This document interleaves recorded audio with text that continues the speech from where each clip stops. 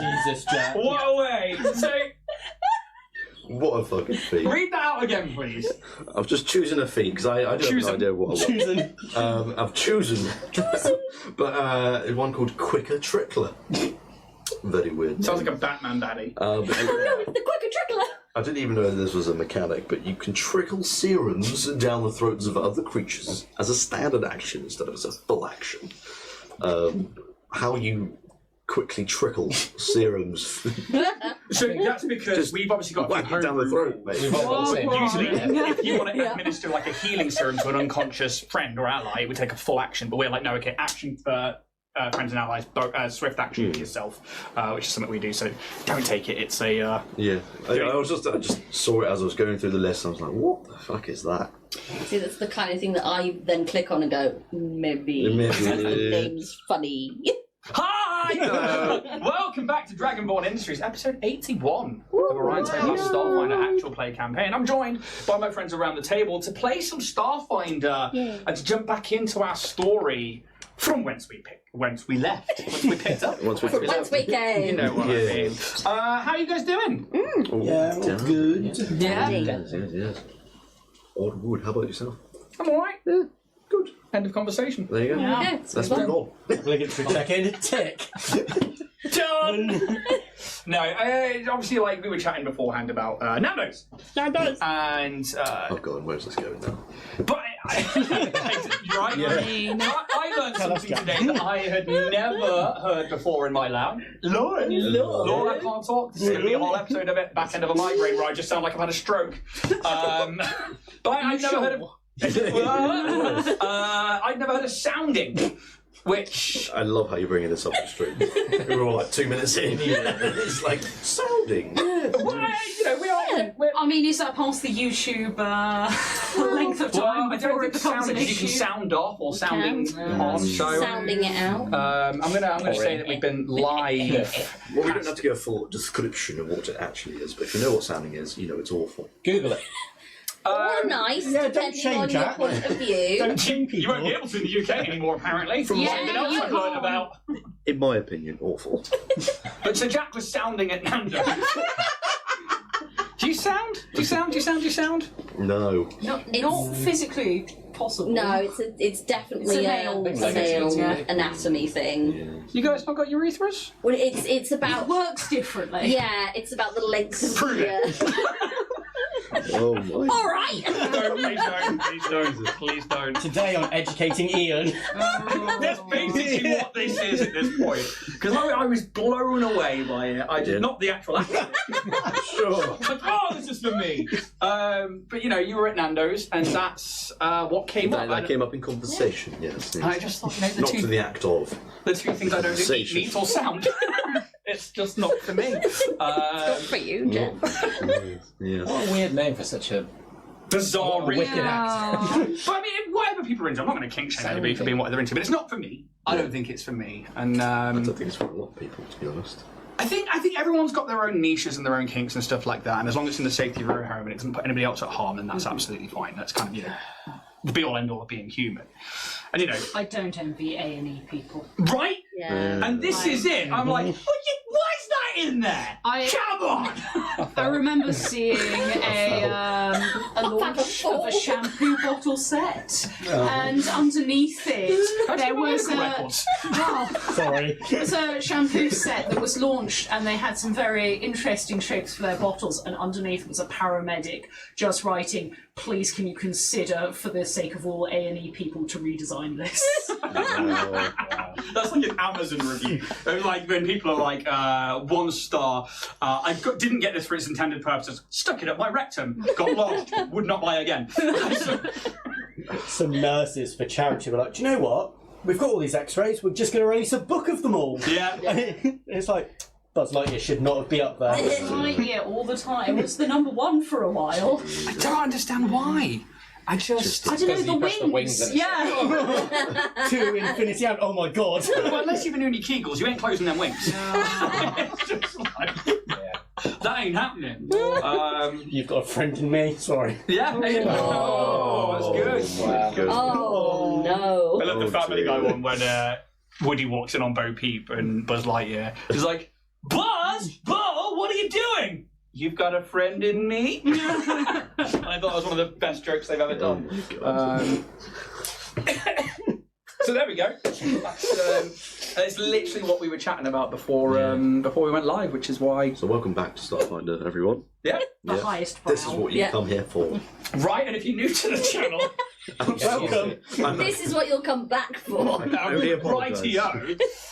We may as well jump into some corporate shilling. So I'm going to throw it over to Steph, who's going to chat about Warrior Prince 3D. So I've actually got a request from everyone today because I'm a little bit concerned.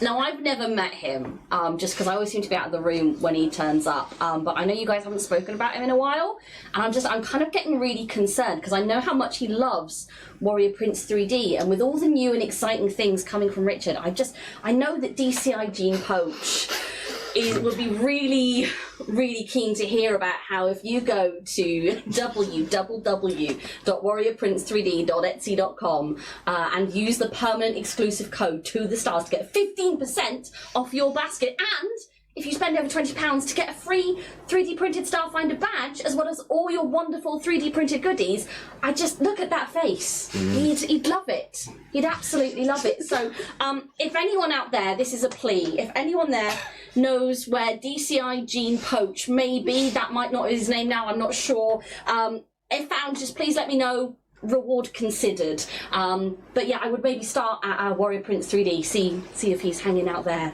Thanks, guys. Are they earrings? Huh? Are they earrings? No, it's the back of his fro. Right. So I saw them, I was like, they didn't have earrings before, but... I could see them working though. Yeah, right? Yeah. You'd have danglers. Have you seen this post? That's more like to be a wanted poster with looking like it. That's a mugshot right find there. our poach. Find our poach. I've only found his moustache. Put it on the back wall, Ian, so everyone will always be reminded of it. I actually will put that on the back wall. I think that needs to go on a more blank wall, I think. I don't think what's on the We've got armory. some space here. Yeah, I think find a place behind you, It's between free people, real estate. and put it on there. Otherwise, thank you very much, Steph. Thank you very much, Warrior Prince 3D, for always supporting the show and getting high quality 3D prints out to the general population of scum. Jesus. Oh my god. When's your parcel arriving from the moon?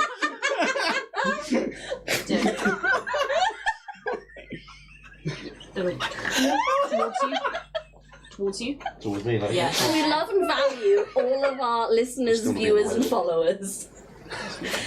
The opinions expressed by the Dragonborn Bard are not representative of Dragonborn Industries as a whole. So unnecessary. Oh my god, I don't know why I did that. I'm not apologising very. Let's talk about Roll and Play Press. Well, But we're still affiliated. While I'm still affiliated, For the next 5 minutes. Make the most of it, mate. Make the most of it. You've got 5 minutes to get over to rollandplaypress.com and use affiliate code Dragonborn10 to get 10% of your toolkits to save you time and space behind your GM screens and help you put the meat on the bones of your world. And with that, I will throw over to Jack, who will not insult you all. So if you would like to support us and spend a little bit of money and also get something physical in return, then you can please go to dragonbornindustries.com to find flasks that we have here, as well as t-shirts such as the Bloodpunk Olive one and also the Starfinder Live Laugh Joan, and some lovely handcrafted dice made by the one and only Ian, the Dragonborn Bard over here. So please go check it out if you would like to buy some little merch and support us in the process. Thank you very much. We are actually quite low on stock of dice at the moment. I'm going to be doing a big restock soon. I did drop some prices on some of the stuff in the store, so go get them now before they're gone. Otherwise, I'm going to throw it to James, who's going to chat about Twitch and YouTube members. As much as Ian won't apologise, please stay. And thank you for supporting us so far. And please carry on doing so. Ignore him. He's had sugar. But in all seriousness, thank you for everyone who's listening. Even if you're new, if you'd like to support us and this content, because all of our affiliates might pull out at this rate. We don't know. There's a couple of easy ways to do it where you don't have to spend any money. If you've got Amazon Prime, you can use your free monthly Twitch Prime subscription to subscribe to us each month. It doesn't cost you anything extra, and it helps this show keep going. And if you're on YouTube, you can become a channel member where you get loyalty perks, badges, custom emojis, and exclusive updates and content of ours. A little goes a long way in supporting us and helping us grow with that. If you drop us a rating on wherever you get your podcast, it helps us and get out there into the algorithm, because we're definitely going to need it now. And I think I liked it. Yeah. Damn right. It's just a little way of getting everyone else to hear us and get our name out there. As well as we've got a Discord, it's not just all things Starfinder, we've got things about Dungeons and Dragons, we've got things like Pokemon, where, again, Warrior Prince 3D is showing off some of his new Pokemon cards, as well as some of the statues that he's got and trying to test print. So head on over there, you can see a lot more of what he's got to offer as well. And mostly, thank you to everyone. Thank you very much, James, and thank you very much to our wonderful community out there, who I will insult, apparently. Otherwise, That's what they're here for. right? You keep coming back. They come for the Starfinder. Stay for the deep humiliation thing. Oh, just awful. I don't really know what else I'm doing. I've lost the plot. If there's anything else that I've completely forgotten in the announcements, anything from any of you guys? Girls and pals, you said? Gals and pals, yeah, actually, I do now. So I have this week launched Gals and Pals Online. We're going on the tinterwebs. So we are almost a year old, which is mental. So to celebrate that, we are pre-recording a short form campaign, which is an adventure by Midnight Tower, our dear friends, called An Unexpected Wedding Invitation. Myself and some of the gals who played before and some new gals are going to be putting this out as part of our 1 year anniversary, and this will be the start of Gals and Pals Online, where if you are a woman or femme presenting person in the TTRPG space who has not streamed before or not has much streaming experience and wants to give it a go in a safe environment, that's what we're going to be doing. We're going to be providing that kind of experience that we have in our in-person games online, extending our reach, extending our accessibility. So keep in touch with us, keep following us on socials at gals_and_pals, and we'll be drip feeding some juicy little content about that as we progress. And with that, I suppose we should roll credits.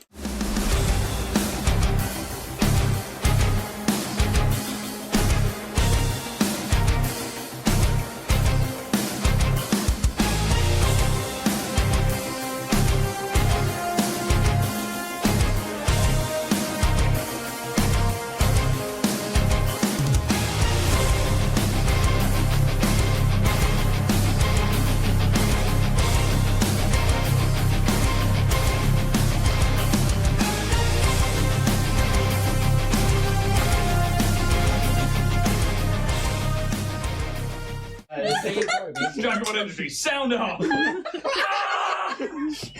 It hurts. Just wait till it's glass. Your iPad's a bit in view, just saying. Oh. I was already Google 7. Don't Google it. What VPN are you using? If a VPN would like to sponsor us, Please, we're in the UK, help. let's start by handing out some hero points to our players. Obviously, these are my dungeon tokens. These are our new cred sticks, but obviously we're using them for cred sticks and for hero points. I have now marked each one of these with little tiny holes so that you can keep a track of which one's which. So let's get those sent out to you. Obviously, once more, these can only be spent on yourselves for the hero points. As for the remainder of the cred sticks that you use, you may spend them on a d20 roll to force a re-roll. Otherwise, check out Dungeon Tokens for those amazing acrylic tokens. Yeah. Having bound Felena and Barrag and released them from their captivity here in Keydell, Felena wastes no time in telling Kaz he's an idiot, and that the encounters they have faced so far are clearly tactics from his former team used for subversion and sabotage. Music. And that whatever they are up to, they are trying to slow down his ascent to the top of this tower-dwelling civilization. They do not raid the armory for potential weapons and gear. They rush past the anti-aircraft batteries and do not deactivate them, and choose to leave the scientists locked in their labs and offices for their safety and also the party's haste. We're on a time crunch, man. Keep All up. the baddies! All running passing Gestapo uniform. I don't know how it got on us. We're wearing skulls. All we're saying is England for the English. Direct quote from one of my favourite shows. Yeah, I got it. At this point, we're screwed anyway. I just told all of my to scum. All while trying to avoid more Terminator-class security robots whose programming has been set to the most prejudiced levels. Not unlike the Sentinel Observer Anyone got it prize? recently faced off against in the Aegis ring. Fuck it. I'm going to gesture. You're a pharmacist, deal with it. Oh my God. Too many people this weekend, like on the iPad, I go, I know him.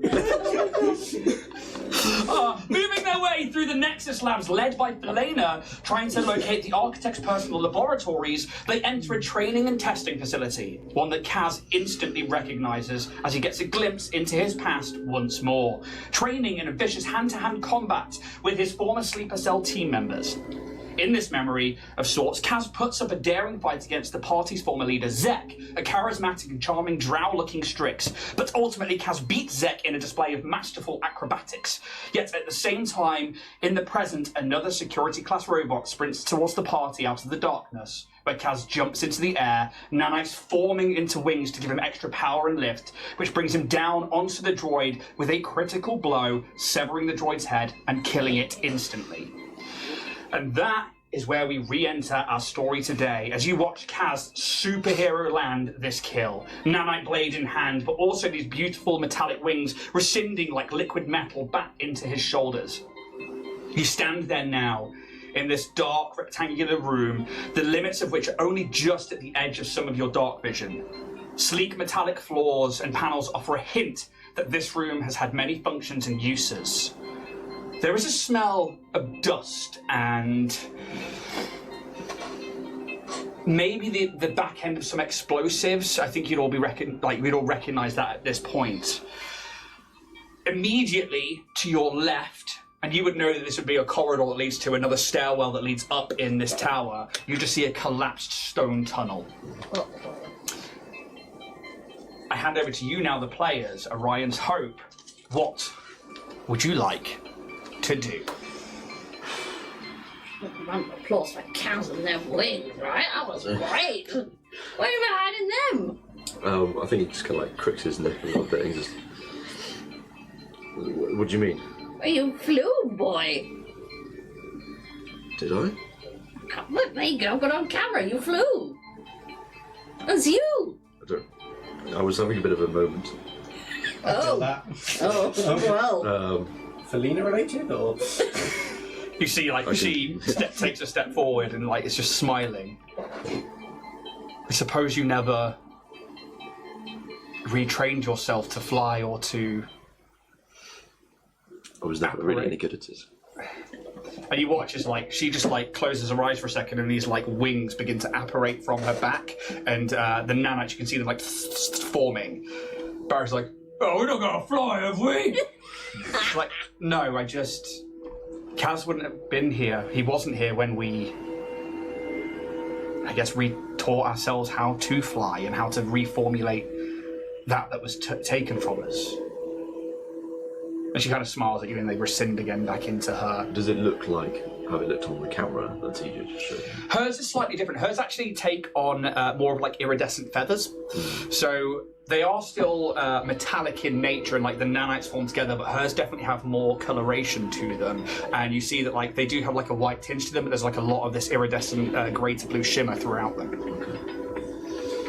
Ruth starts putting on a display around you, just like, fuck.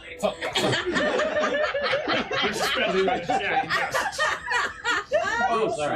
There's just a little lipstick poking out. Corkscrew. That's not what this is, man. This is not what this is. No, I'm sorry. Take the players, Braxa. Kind of like, I think you would try and like flex the wings to see if like you can make them appear. You can make me a will saving throw. We'll see. Goodness. Little guy, huh?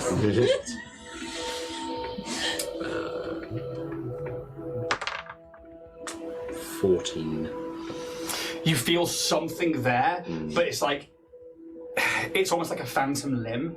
You try and like materialize them, but they don't seem to want to appear. And it's almost like, if you would like lose a limb but you were trying to concentrate on it, it becomes a bit too much. Sure. And Valina sees you trying and she's just like, give it time and keep trying. But it took us all a good while. It's almost like we had to relearn, but through like instinct and everything that we all went through with the program, everything became easier to do under pressure. Yes. Doesn't make it particularly reliable, does it? The more you practice, the more reliable it becomes. And like, she would just say, I can use mine now whenever I so choose, and so can Zek, Zara, Barag. And Barag's like, yeah, check this out. And these like massive raven wings, like huge, appear from behind him. And they are like jet black, but they are massive. And it kind of fits his kind of structure. And you can see they're probably a bit bigger than what they would have been if he was not so enhanced by his nanites. But obviously, being enhanced, he gained more muscle mass and he gained more weight. And he puts them away again. It's like, you'll get it! And he like slaps you on the back, like knocks you. Oh no. On the wing. Well, Well, hopefully soon, anyway. keep trucking. That's why I would like to use them now. But no pressure if not. It's all fine. I've been doing fine up until now. However, the pressure is we should probably keep moving. That blocked off tunnel is a concern. That's and you would know this as well, that would be the corridor that most of the Solar Crown would use to go up and down through this facility. There is another way up, but it is it would be in the bestiary. And then she like looks at you. I'm sorry. I suppose you wouldn't have seen it when it's been changed. The old ops room that's under the perch, and you know this, like in the old ops room would be like where like missions were kind of done from, and a lot of like the getting ready for it would be done, and it's kind of like a storage facility meets briefing room and also kind of like the go room. And you know that there is a lift that goes up from there into the hangar bay that is just inside from where the perch is. Yeah. So it's direct access to a ship, essentially. You also know that the labs that you are in, or the room that you're in now, connects to the rest of the architect's personal detail.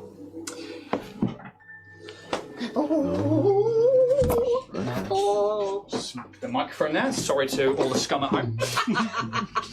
Still going on that one. I have to stop. Yes, you do. Obviously, I've just placed you in there for now for the sake of being where you were. Kaz would be stood where this now kind of bisected droid lies in pieces on the floor, and I imagine that you're all kind of like stuck around, bundled around Kaz. But you also know, Kaz, that like there is a pit in the floor that opens up beneath you as well, but it's not open right now.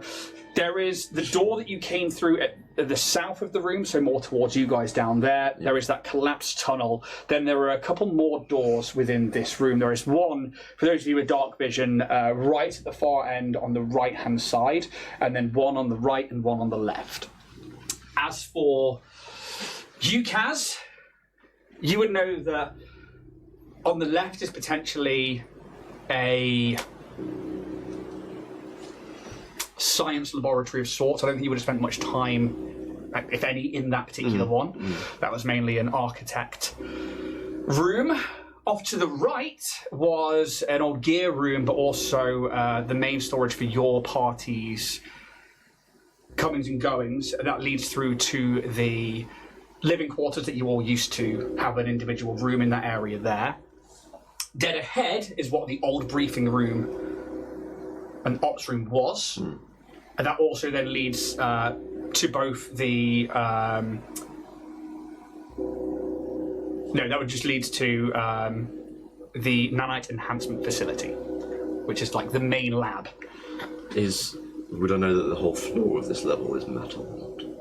It is. This entire place has been built to house scientific experiments and laboratories, and it's very much a case of like, apart from that tunnel there where stone has collapsed down, the rest of it is like an enclosed facility. Can I go towards the gear room?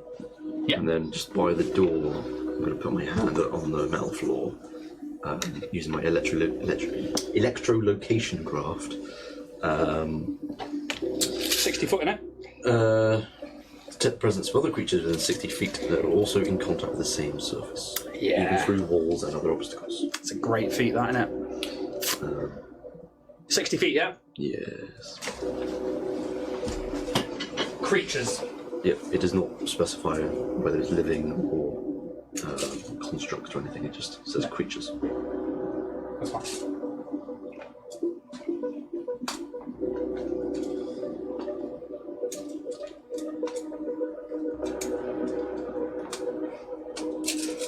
Nothing you can detect.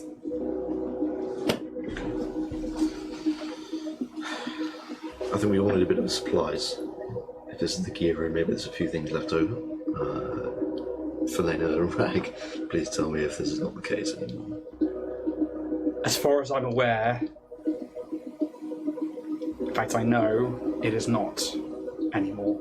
Personal effects items we kept within our quarters over the past year, as that then became the furnace. Doesn't sound like a pleasant room to go into.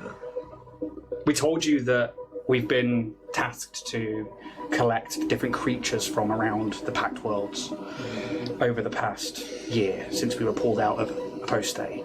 Yeah. When the architect was done with whatever they needed to do, one of my main jobs here was to burn the bodies. This room became a crematorium of sorts. It was emptied out, and the other side of the room is a large furnace where we would dispose of bodies. It does still lead through to our quarters, but anyone have any ideas of where we should go first? Where is the architect likely to be residing these days? If he hasn't already escaped his labs or something like that. He could be in the nanite enhancement facility. that's mostly where he spends his time, would be nanite enhancement. That's where I would aid him and bring him subjects. I know we're on a time crunch, but we need to go about this the right way. We have to travel through some of this to get to the nanite enhancement, or even, and she points like the door at the end of the room, that will take us to the bestiary or to the lift that goes up to the perch, but... And the power's off in here, by the way. Like, just as a reminder of like that explosion, power's now gone. Obviously, whether the architect is still here or Zek and Zara are, I don't know. How are we all looking? Are we looking? I'm pretty beat up. Have you got any healing stuff on you? 3 healing stones need to be marked off for you, Alex. Yeah. Oh, I've got a Mark 4 as well. Spells. How many? I mean, you use 3. Just 3 of the to mark. rest. You got max on those. You've never rolled so well. No, I know. 8, 8, and 8. Well, There was that biggest we were being delayed by time since the moment we got to Verces. So the Skydog down to Second Zara, we're getting here, going down to the bottom to fix the water, Second Zara. Everything has been a delay up until this point where we've had the explosion. It is all subterfuge, sabotage. This is what we were trained as a sleeper cell to do, to bring societies to a halt so that we could enact whatever we needed to enact. This is textbook for us. Do you think there's any equipment left in the furnace, or is it scrubbed? I'm not sure about equipment, but there might be if there's anything left in our chambers, maybe. But, I mean, we didn't bring everything with us when we came to Absalom. Yeah. Nor when we came back did we grab everything. I got some explosives in there I could use. Explosives, you say? Yeah. I will use a Mark 4 serum of healing. Mark 4. Hot day. So I understand with Zek and Zara, it's likely shoot on sight. But what is your plan with the architect? Well, we're here for information, like trying to find Nimbus died as well. Are they the same person? Are they working together? Are they 2 separate entities? At the end of the day, I'm sure Felina and Rag can agree, the architect cannot be allowed to live. No, he is not kind, nor is he... If he is working against Kaz, then I will stand between him and Kaz, but bearing in mind up until the other week, he and I were everything for Kido. I fear only one thing. He seems to be quite happy to use your people as fodder, better term. If he totally is agree. in a position of power, then there's a potential he will use others to turn against you. Well, we We will have to plan through. we have already sent a message to those that we know who can trust to get people out. get people out. So At the end of the day, we have to make some sort of move to get towards it. I think we need to know a little about what we're coming up against. So I don't think it's a bad shout to sort of maybe navigate through some of these areas, see if we can find Purpose. anything. Purpose, motivation, clues. Something that we can even get TJ to rile him up and let him have his, I guess, monologue. As they would have on the cartoons. I'm good at riding people up. Yes. What did you roll on your healing? 7. Not very good. Oh, On a mark! oh, That's not possible. 7. 7, what? Yeah. There's more than 7 dice in here. Oh, only 4 came out. Yeah, I was going to say. Oh, you're right. So 4 came out, roll the other 6. I was going to say, that's impossible to roll minus the dice. So there's 6 in there now. Another 6, the other 4 over here, so... So 7 plus what you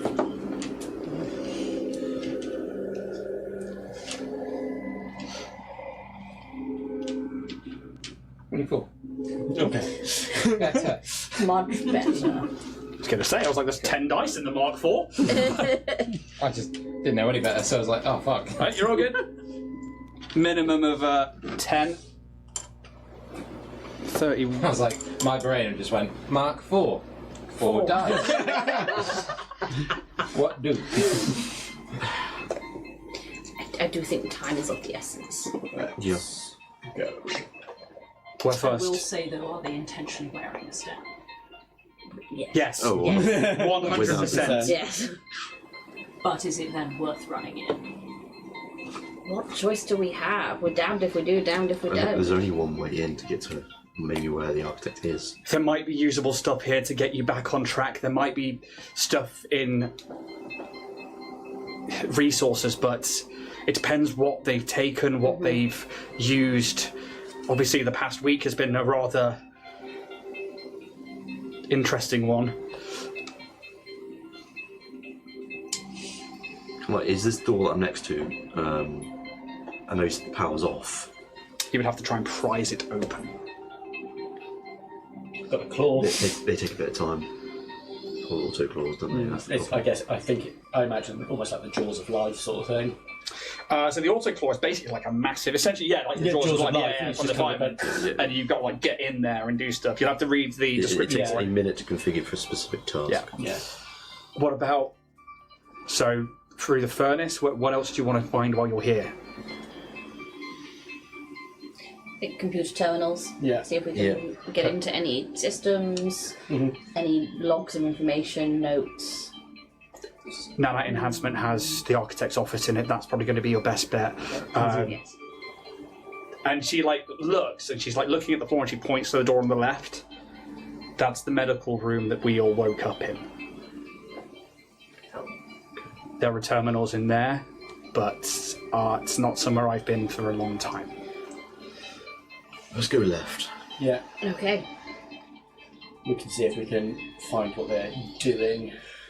I know it's a little bit of time used, but at least we know what we're going in for and what the purpose of this and what they're doing to your people, Kaz, is for. Explain the cows downstairs. Right. Yes. Yes. I'll go to the left door. I guess it's the same sort of situation. It's kind of like closed, power's off. Yep. I assume we're all going. Yeah. You know that basically you'll have to try and prise it open. If it's already locked, then that's obviously going to be harder to do, but you are not sure what the situation is here. I mean, we've both got auto claws. Pop it. I mean, you can take the minute to basically reconfigure them to basically be doorbusters in here, which absolutely can do so. I mean, double check what the thing says. Yeah. Powered by electric motors, and auto claw takes 1 minute to configure for a specific task and has an effective strength score of 30. For the purpose of attempting strength checks to break down doors and similar efforts. Your own strength score does not affect checks attempted by the auto claw. That's a +6 modifier, isn't it? 30. +10. +10 modifier. Okay, cool. You can make a strength check with the modifier. I create mine. You can make a strength check or an athletics check with that +10 modifier. We both do it, or if, I mean, you both can. Barrett's just like, I mean, if you need to get in a door. Barrett just uses his head. Imagine he's just got a passcode and it's just like. I mean, you joke, you watch and see, like, you go to do that, and he just puts his hands on the door, and you watch Nanite down, and his hands just into the metal, and between the. I mean, what did you roll? Would it be like an athletics check instead of just strength check? Or I think it's an athletics check, but because it uses that modifier, it's like a +10. It treats it as 30. It counts you as having 30 strength. Oh shit! Which will be So it's your +10. athletics, but it's. So it's that plus your skill ranks then? Okay. So 32. Yeah. I got 19 for 29. I mean, I'll roll it for Barrett, but he's got a +19 on this. Yeah, I mean, like, even with a 7, that's a... between the three of you, just like... And you see his arms basically configure into an auto claw. As he just, like... Doors open. Yeah. I think this is the first time you see his... this is his gear array. And part of his thing is that, like, his natural strength and his natural kind of abilities have been enhanced by his nanites. You know this. Yeah. And you just pull this door open. Carefully, carefully. Yeah. To ruin that door. Yeah, it's not quite. Careful. But careful where you're stepping. That poor little door. It never stood a chance. So young. Door? What door? Door was like a strength 7, and everyone's just like bashing it. No. Excuse me. It's like a sliding door. The door's just off the hinges on the other side of the wall. Oh no. Oh, it could. We're going for a spin. What are those doors in Hitchhiker's Guide to the Galaxy that have sentience? Oh. And they're like, He can do just that. open. Yeah. And it's only worse now because I've got better at stuff. Yeah, yes it is. Better things. You rip the door open, and the first thing you get is this like strong sense of like old medical chemicals. Maybe like it's kind of like that TCP smell, but it's like quite old, so it's only just that like acidic smell on your nose. But then there's also like a smell of dust and maybe like a little bit of biomatter. But you open it and it's very dark inside. There's no noise, and you just see you've all got dark vision. You don't have dark vision, but I imagine you've got torches up and stuff. So for those of you in grayscale with dark vision, you see these like tall standing tubes. I mean, you recognise them instantly as the same as the cloning facility tubes that you've seen before, but each one's glass is smashed, and you can see that like the fluid has been like leaked out, but it's not wet anymore. This has happened a good while ago. I mean, you can enter the room and you can see that there are like terminals at each individual one, and there's like the odd like old data pad like lying around, but you can see. I mean, everybody, give me a perception check.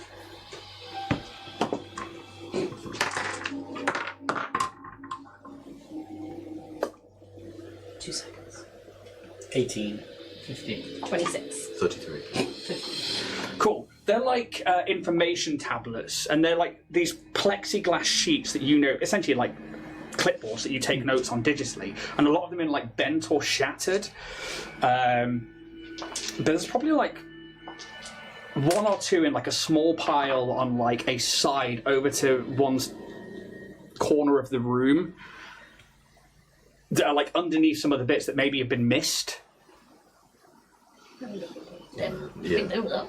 Let's go have a little look at those. I could pick one of them up, see if I can get it to turn on. Yeah, there's 6 in total. Fucking Jesus Christ. Lovely bit of lore. It's a Eden. fucking essay. That's some around.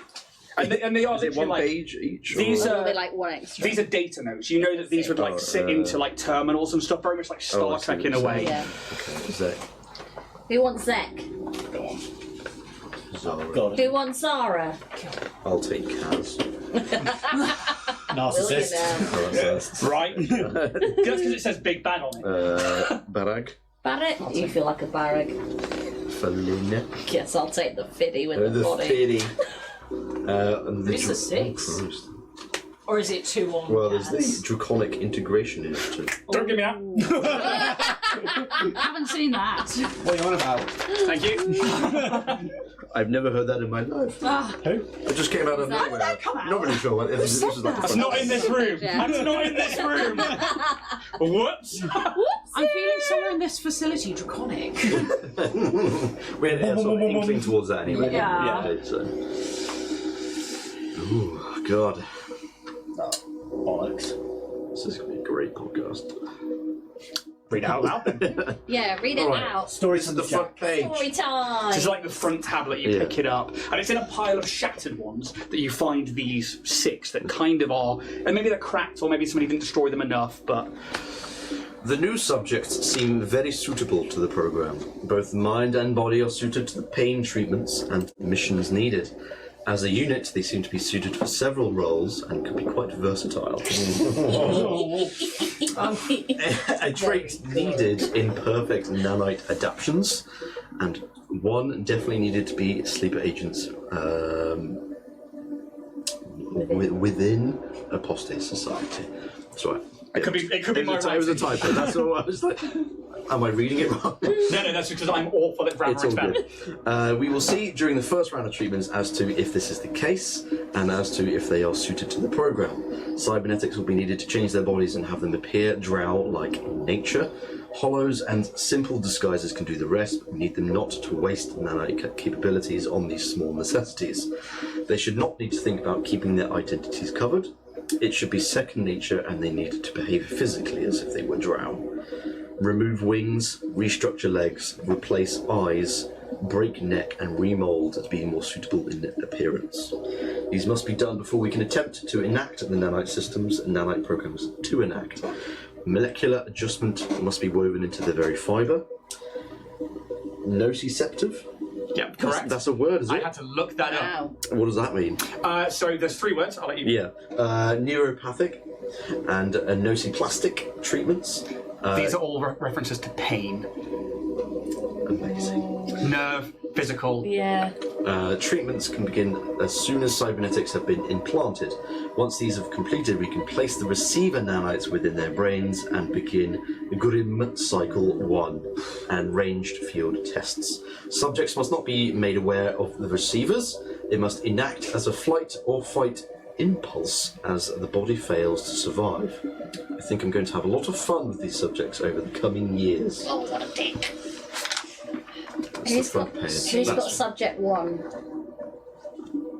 not I. Can you read? No. Literally, you handed this to me and you're like, can everyone read? I'm like, instant fear, eyes when. You've got a decent intelligence modifier. You can read. No, Pez has. Oh yeah, I forgot about James. So when you read English, does it just come out in your head as like Italian? No, it all blurs into one, and I can see the first and last letter. Everything else scrambles. Yeah. I completely get that. Yep. Dyslexia 101. Yes. Subject record Zek. Subject 01 out of 5. Nexus Ascend is his codename. Nanite Integration Trials. Dr. Burris Aratos. Entry number 17. Status active. High priority. Zek exhibits exceptional nanite bonding, particularly within self-regeneration and offensive dispersal systems. Subject 01 demonstrates advanced cloud array aggression with vital infiltration properties. The swarm does not only erode materials targeted, but appears capable of biological deterioration via sustained proximity exposure. Pain therapy response. Unlike most subjects, Zek vocalizes pain but shows no breakdown in composure or cognition. Pain therapy appears to have reinforced his sense of identity rather than suppress it. Curiously, he remains charismatic and intelligent, responsive to both staff and fellow subjects. Notable developments. Cloud array. Offensive bleed. Nanite clouds cause structural decay in enemies within a meter's radius. Sustained exposure results in paralysis or cognitive deterioration to inorganics. Advanced self-healing. Zek has regeneration from critical threshold within 6 seconds. We have only reached a maximum capacity of twice, but cellular regeneration of one own tissue at a time of death has been more than successful. Social cognition aptitude displays high level interpersonal awareness, reads emotional states, anticipates intent and motivation, demonstrates leadership qualities and manipulative insight. Anomaly or limitations. Zek's social intelligence may lead to subtle behavioural drift, displays signs of philosophical inquiry and speculative thinking. While not directly problematic, these qualities may disrupt compliance if left unchecked. Secondly, subjects' self-regeneration abilities could interfere with the responder impulses at the time of death during the future potential Grim 2Ms cycle. Subject Note 2. Subject exhibits natural leadership behaviours and a sense of performative charm. While not overtly rebellious, Zek may be capable of subtle influence over others. Monitor interaction with subject 05 and 03 for developing alliances or idealization not aligned with project goals. Recommendation. Advanced Phase 5. Encourage social proximity to less stable subjects to monitor group dynamics under stress. Consider redirecting philosophical inquiries to tactical simulations to reinforce their utility focus. Went ham on these Well essays. done. Nice one. Well done, James. Well I'm going to give you a done. cred stick Thank you. for that. Thank you so very much. There's a lot going on here. So the first one that gets That's read fine, I'm out going to take a picture of them all. as a group is Zek. And you know Zek to be charismatic. You know him to be like the envoy. of your party, you hear about the cloud arrays and you think, yeah, okay, his nanites were... Whereas yours heal, his corrode, his make others bleed if they're in his proximity. But there also seems to be something with his nanites that means if you are in his proximity, he doesn't have to have his nanites active for him to be able to use them against you. Stay away from it. Stay away. Quite useful for an enemy. I have. Who's got subject 2? I do. Would you like to read it out? But by the way, you don't have to read out. It's a lot to read out. Yeah, Yeah, I have to research a lot of big words. But even I, like honestly, whether they're spelled right or whether I was literally like, WebMD today. Literacy girls having a great day. I'm just like, oh, the words. There's one about chromosomes in it somewhere that I'm just like, oh god, that was such a fuck around. I love this. Sounds like a good. So, subject record Zara, designation subject 2 of 5, project Nexus Ascension, nanite integration trials, same research lead, cycle report 17, status active, optimal compliance. Subject 02, Zara, shows ideal psychological alignment with the Nexus objective. Cold, methodical, and detached. She performs within predictive parameters at all stages. Nanite behavior in Subject 2 demonstrates high precision in offense and adaptive defense. Pain therapy response. Minimal visible reaction. Display only a marginal increase in cortisol levels during stage 4 trials. Psychological profile is stable, suggesting natural predisposition towards violence and goal-orientated behavior. Notable development. Nanite weaponization, capable of manifesting bladed weapons and ranged forms with abnormal lethality. Confirmed kill efficiency 93% across all trials. Damage displacement matrix. Nanite cloud diffuses incoming kinetic and thermal damage across peripheral tissue or environmental matter. Tactical strength. Zara operates below detectable thresholds in low visibility and electromagnetic suppressed environments. Abnormalities and limitations. None observed. If anything, her lack of emotional deviation renders her ideal. No signs of empathy or individual identity conflicting with mission directives. Subnote 3. Recommended observation for long-term cognitive flattening. Complete emotional deadening may inhabit emergent adaptive over time, but for now, Zara is the closest to a pure weapon, mentally, that we have produced. Recommendations. Advance to stage 5 with combat team integration testing. Potential squad leader in low-noise killing operations.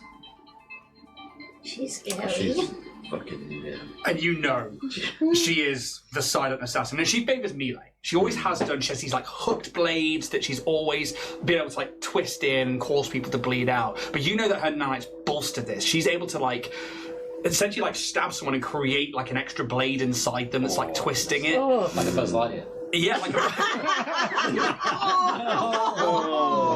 Very There we go. Wow. Well done. That was bloody brilliant.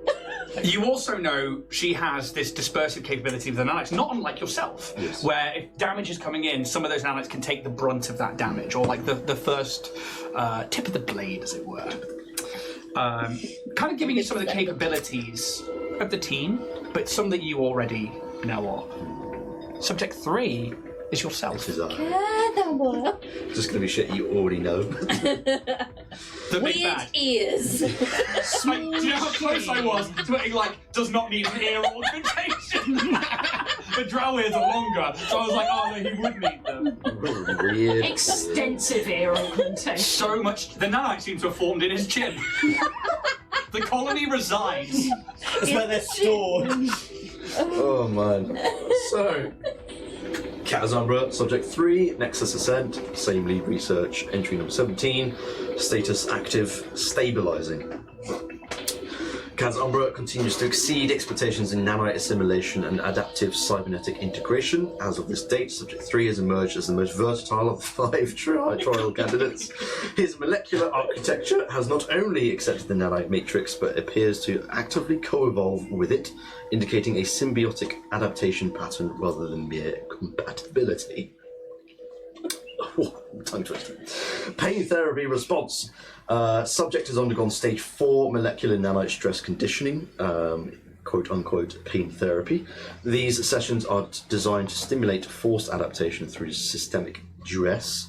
Kaz Umbra demonstrates a remarkable threshold, exhibiting minimal psychological fracture and rapid post-therapy stabilization. Pain appears to serve as a catalyst, accelerating nanite bonding and reconstitution across soft tissue and skeletal architecture. Notable developments. Cloud array capabilities. Umbra has demonstrated initial stage dispersal and reformation behaviors within the integrated nanite swarm, the cloud array. Subject can manipulate the array semi-consciously for defensive and limited offensive abilities. Healing nanites are unique among the current subjects. Umbra's nanite programming is showing signs of externally directed healing capabilities. He has successfully applied a low-grade regenerative capabilities to adjacent organics. Brackets, Subject 5, reference incident during survival exercise 2. This was not part of programmed protocols suggesting emergent behavior. Cybernetic integration, cybernetic grafts, model CX7 limb augmentation, subdermal conduit lattice and spinal coprocessor are synchronizing with minimal rejection. Subject is exhibiting intuitive control over kinetic dampeners and limb modularity. Speed has increased and now appears to be more stable on their new limb assembly. Anomaly/limitations. Despite across the board fuck's sake. Is that me or you? And that was me. Adaptability. Subject 3 presents a persistent flaw, inability to fully regenerate optical tissue. Following targeted ocular pain therapy, drilling procedure. You're right. Subject's regenerative processes faltered, resulting in incomplete restoration of retinal and neural optic pathways. Nanites appear unable to rebuild broken tissue in the localized matrix in the orbital region, potentially due to overlapping cybernetic interfacing or an unknown neurological blockade. Although the eyes appear to function normally, this is irregular and could be a noticeable character feature when undercover. Subject 3 should be found to undergo fatality transponder treatments. However, it should be noted the cranium could be the tissues, the issues behind the ocular regenerative issues. You don't need that for fucking words. Get rid of it. Get rid of it. No one needs it. Cranial issues. Subnote 1. Subject displays a higher than expected range of emotional effect, including you want it, including empathy, protectiveness, and occasional humour. And you're personally attacked as a player and a This is character. the weirdest read. God damn it. Fucking I've been analysed. These traits are typically suppressed or extinguished through standard pain therapy and pre-programmed military conditioning. The persistence of these responses may indicate partial resistance to neural pruning protocols. This isn't the first time we've encountered this issue, but as the potential perfect vessel for the program, I have decided not to cull Subject 3, but instead see if the remnants of emotion help the rest of the subjects assimilate the program as well as they have. Recommendation: continue advancement to Phase 5 trials. Subject Kaz Umbra presents an ideal candidate for field deployment with high hostility zones. However, optical limitations must be addressed either through prosthetic enhancement or targeted nanite reprogramming. Further investigation into emergent empathy-linked healing protocols is also recommended. Subject 3 may represent a leap beyond initial design parameters, but if these are emotionally based, this could be an issue. Note, monitor for behavioural drift, pain tolerance and adaptation do not indicate psychological instability. Subjects' growing identification with nanite colony behaviour may lead to unexpected outcomes. Subject will be moved to Phase 5. And I think that goes to, again, reiterate like your abilities, especially like the start of this campaign, like when you first like went out on your missions, then everyone died, and you went, fuck it, I'm going to go be a Starfinder, and because that's exactly how it went. And, Verbatim. Yes. but and again, it's that emotive response, something that they allowed you to keep. Seems to be something that maybe works within you, but it seems like you are, from what the architect's point of view being, a perfect candidate or the perfect vessel. Is your subject 4? Aye. Before you do that one, this is player rather than Pez, because I know Pez wasn't there for it. Did we ever work out what the thing in your neck was? Kaz's neck? Because I'm sure at one point he had something in his neck that we thought was either a transmitter or something like it. I'm pretty sure it was deactivated. I think that's what That was the transmitter, wasn't it? Yeah, I mean, I was going to give you recall knowledge, but they said it. It was a deactivated nano transmitter, you send him to Grim. but it never actually functioned. It created its shape, but it never worked because he never died. Yeah.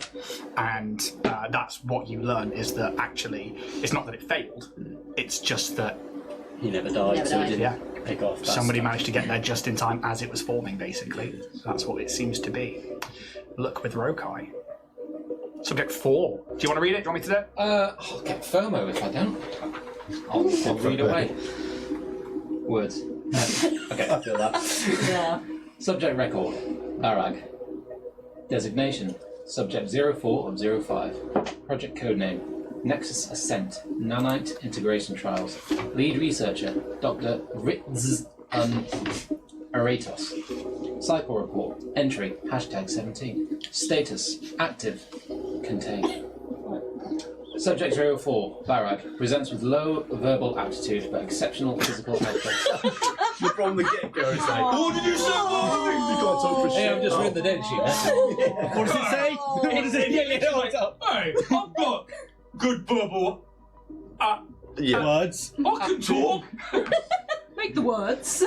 Already imposing prior to nanite exposure, the subject's mass and density have increased substantially. Nanites appear to prioritize muscle fiber density and ligament reinforcement. Pain therapy response. Minimal resistance. Subject does not seem to differentiate between pain and discomfort. Operates under basic conditioning with near total obedience to commands. Yeah, alright. Yeah, go on. Yeah. Notable developments. Enhanced strength. Nanites reinforce muscular output beyond theoretical limits. Lifting capacity exceeds expectations post-upgrade. Melee optimization. Weapon interaction, hammers, axes, blunt force tools significantly enhanced via direct nanite infusion. Dermal plating. Nanites produce a dense subdermal plating that hardens under stress, providing layered defense. Anomaly/limitations. Cognitive processing is slowed. Subject struggles with independent action or scenario analysis. Operates best under direct orders or with assigned partners. Subject 01 and 02. Vocabulary limited. Speech patterns simple. Subnote 04. Subject simplicity is not a flaw. You're all good. You're all good. Subject simplicity is not a flaw, it ensures control. Recommend pairing with Zara for surgical missions or Zek for brute assault tactics. Barag is the hammer, not the hand that wields it. Recommendation. Advance to Phase 5. Continue reinforcing physical enhancement over cognitive upgrades. Limit exposure to Subjects 3 and 5. Emotional bleed may confuse it.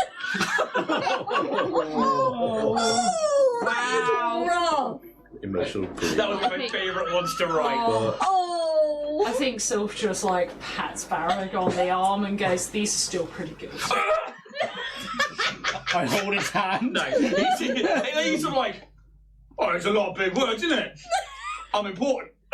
What they say about me? I don't get it. Sure, Very buddy. important. You are the hammer. Oh, I'm the hammer. Well, the hammer. And like, you remember like The from when hammer is you my were fighting, penis. he had like one of his main things was like he had conjured like a comet hammer, which is one of these like massive advanced melee weapons with like an engine in the back of it that's powered, and like that thing hit hard when you remember fighting him back in Absalom Station, and like it was hard back in the day, but this thing was Still fucking. shot him.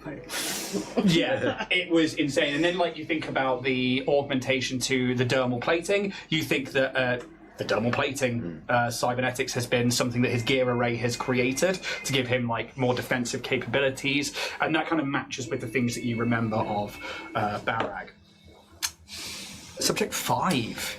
Felina Andari. Subject 5 of 5. Codename Nexus Ascent, Nanite Integration Trials. Lead researcher Dr. Fritz on Eretos. Psych report entry #17. Status active under evaluation. Felina possesses elite level potential for precision, stealth, and digital interfacing. Subject's nanites show specialization in ranged optimization and network breach capabilities. She remains quiet and composed, but her empathy remains a concern. Pain therapy response. Tolerant but not emotionally neutral. Pain affects performance metrics less than anticipated, though she does not internalize trauma like Subject 3. You're ad-libbing. Who has a weird chin. Is this my therapy? I think it is. Jack, Shut up, Subject 3. Jack, this is an intervention. Please get a barcode with Subject 3 written on it. Is this the stress to make your wings come? Yes, Yeah. it's all part of the process. Displays moments of moral hesitation post-treatments. Notable developments, sniper-level precision. Nanite-aided targeting matrices increase accuracy beyond 99.7% over long distances. Cloud infliction field. Nanite swarm causes internal tech disruption and cellular erosion in enemies within proximity. Digital interface mastery, capable of bypassing locked systems via nanite relay. Estimated breach time sub 10 seconds in 94% of scenarios. Anomaly/limitations. Subject 5 is emotionally compromised. Shows empathy towards fellow subjects and hesitation in kill scenarios without direct threat. Notably, Subject 3 reacted emotionally to her near-fatal injury during Survival Exercise 2, deploying healing nanites without command. Subnote 5. I am personally monitoring Subject 5's thoughts via low-level psychic tap. Despite her potential, her kindness is a vulnerability. I believe it may also be a key if controlled properly. Subject 3's response to her may provide leverage for future behavioural shaping across all units. Recommendation. Advance to Phase 5, but with intensive psychological observation. Felina may be the key to cohesion among the subjects, or the first to fracture. Recommend isolating her from Subject 3 intermittently to observe her codependence thresholds. And again, you think about those abilities, like you've seen her ability to snipe, you've seen her ability to like form these weapons that she can use at range or then up close. That makes sense. You know her to be an elite class hacker. That's what her part in the team was. And yeah, it all comes to fruition there, knowing her abilities and what this is stating. But again, it's still kind of like from where you first began. The emotional state once more. You and Felina have always had a connection. But obviously that's not part of the program, and you can tell that between you're saying that he's the perfect vessel, and this could be an interesting way to see if it helps move the program forward, but also hers being a potential threat. That connection is something that the architect is concerned about. And Felina actually speaks up and is like, I imagine that's why I've been here with him mostly when others have been on missions. As for Psychic Tap, I don't know what that means, but okay. Definitely read your mind. Yes. But I wouldn't put it past them anyway. I just didn't expect that. No, the architect has no limits. No, but I also haven't ever detected that. Nor would we. It If doesn't. you've been trained to be against pain. It's also How is he feels doing it? more mystical in nature rather than technological. Which is, You could give It me is a mysticism. something. You could give me a mysticism check. Yeah.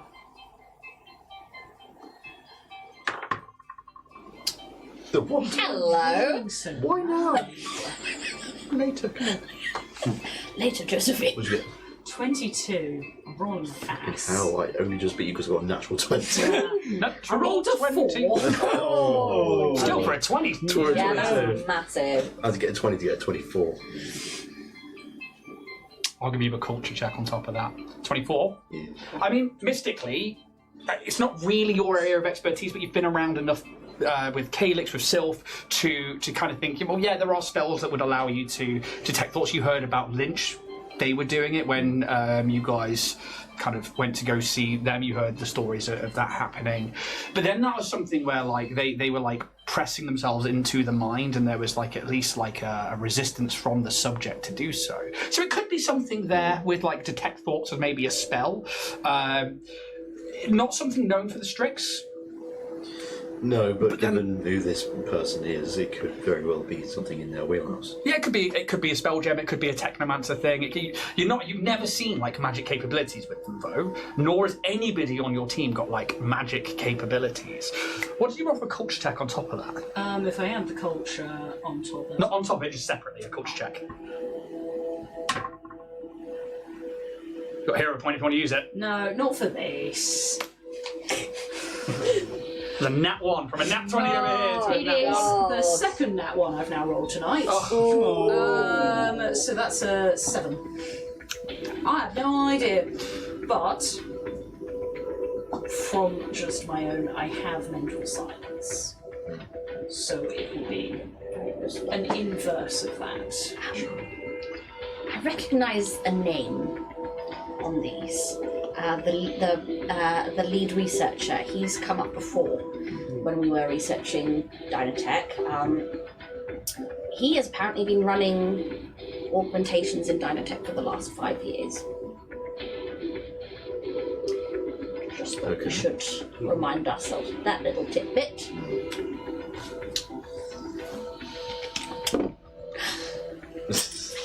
I mean, That's another cred stick out. it's the connection we knew there's already there. Yeah. That and potential grim cycles. That's an obvious. Yeah, like, yeah, yeah, like, yeah. Definitely worth bringing up. Grim Cycle 01. And, it literally is called Grim with a double M. Yeah. You know this to be Dr. Grim. Yeah. And Dr. Grim has told you they have been part of this program. Yeah. And that they were Strix, or are Strix. So is this Ritz person actually called Ritz? Is that their real name? We you think? knew it was a Strixian name. give me a culture check. Okay. I'm guessing I would not be able to add my helpful book circumstance to this. What's helpful book? My helpful book, the Gather Information from the Packworlds book. Yes. Oh, Yes, I you can. Yay! I'm going to do my fast retrieval. So whenever I access the Input Sphere, I can download a set. I can use my computer skills to recall knowledge. What are you trying to recall here? Just a case of pulling up. I almost see it as like the library where you can just like flick through sort of magazines. It's just a case of where you can pick up the names and things like that. Research papers and Yeah, like stuff. research papers. Because I imagine with this sort of level of technology, they would have had like papers published or notes about them. Okay, so you're looking for like the actual name and papers and stuff Yeah. like that. Okay, give me a computer check. 26. 26.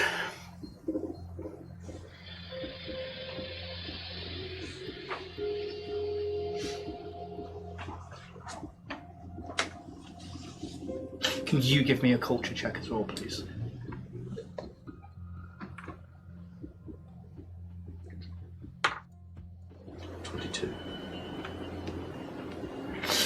Can you roll one for Barrag and one for Felena as well, please?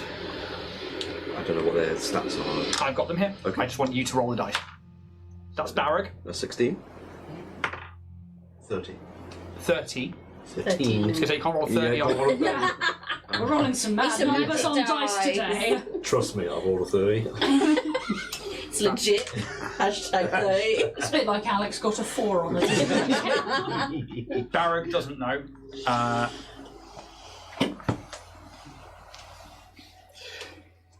That's not a name I've heard here before. This is the first time I'm seeing it, but that is not a Strix name. It's not a strict name. Seems a bit over the top. I've always It's had very drow. It's It's very elven. yes. And I think, what did you roll in your computer's check? I'm just double checking something because on it says I can potentially swap it for either engineering or medicine. The sleepers go for the If other it's, side. I'll just do computers. It's 31.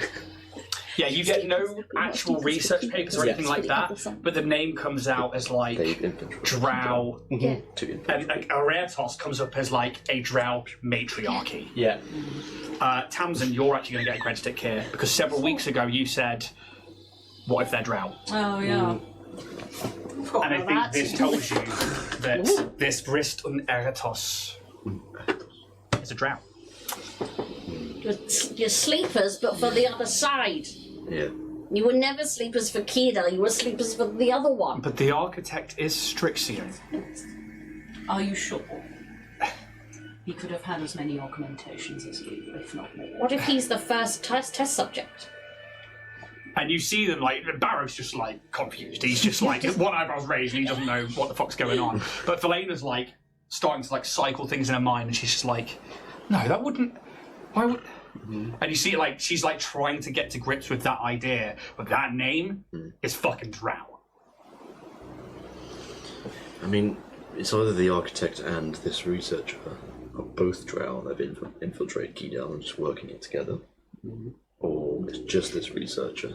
As far as I'm aware, as long as I have been present here, the only person other than us in these labs is the architect. So the architect is Brits. And she looks pale. And like you see the colour has dropped from her cheeks. That is a scary thought.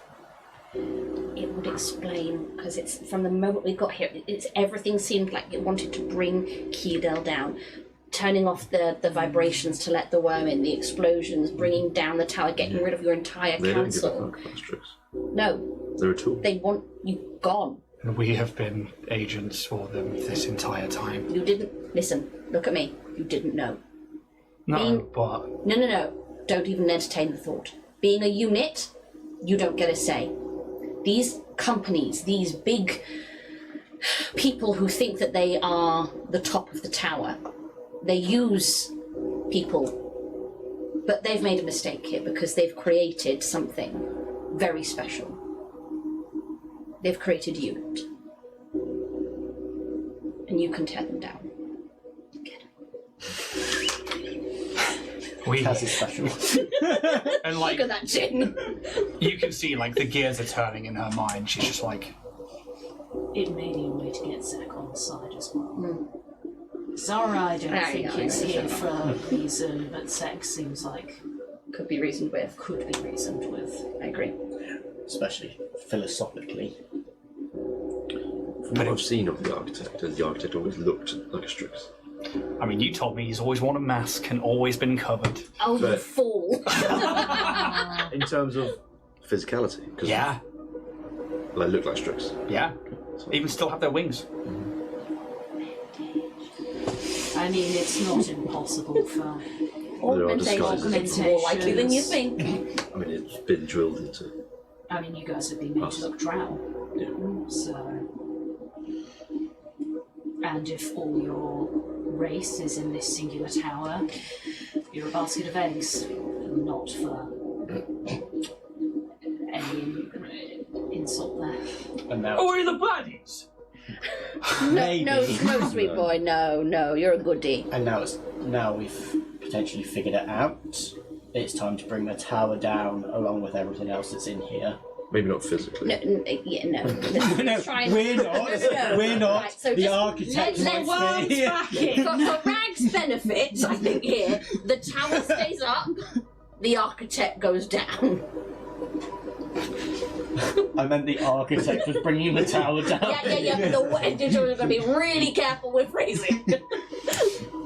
Is there any evidence that can be used to maybe get the general population on side? If I'm being honest, most of the military has been taken out already. Anyone that's left Is has nothing on. Can you My all old crew and us. give me a sense motive check? Oh, Yeah. Selena looks like she's probably going to go cracking. Oh no, that fucking okay, that's No, really? Another nat one. No. That one, I was like, 20. 20. 19. 10. 34. Jesus. I get an extra stuff on my expertise now. So, for you, it's the documentation that I think is what really stands out, because admin, Yes. they are putting a name on these documents. They're not like strict scientist one or anything like that. They put their Yeah. name They've on claimed it. these. Yeah, they claimed it. And like, in the tower, in this city, the succulent Strixien meal.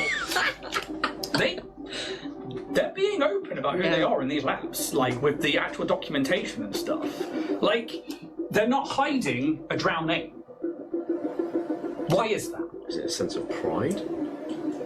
Or Claiming the tower for the greater invasion. These are old. These are from when he was training here years ago. You didn't notice. He's got his training augmentations on. or is it too much confidence in the fact that no one goes up here? Why he would have to have permission to be here. Right? Who gave him permission? The council. No, because look what happened to them. There, again, I've been saying it. I think there's someone else. I think there's something else that's Afoot. indeed. What's at the top of the perch? Who's at the top of the perch? Well, the perch is Could be the another perch. secret. There's the ship. We have a ship that goes out on top of the tower, which is where we usually take our missions Would from. also have that.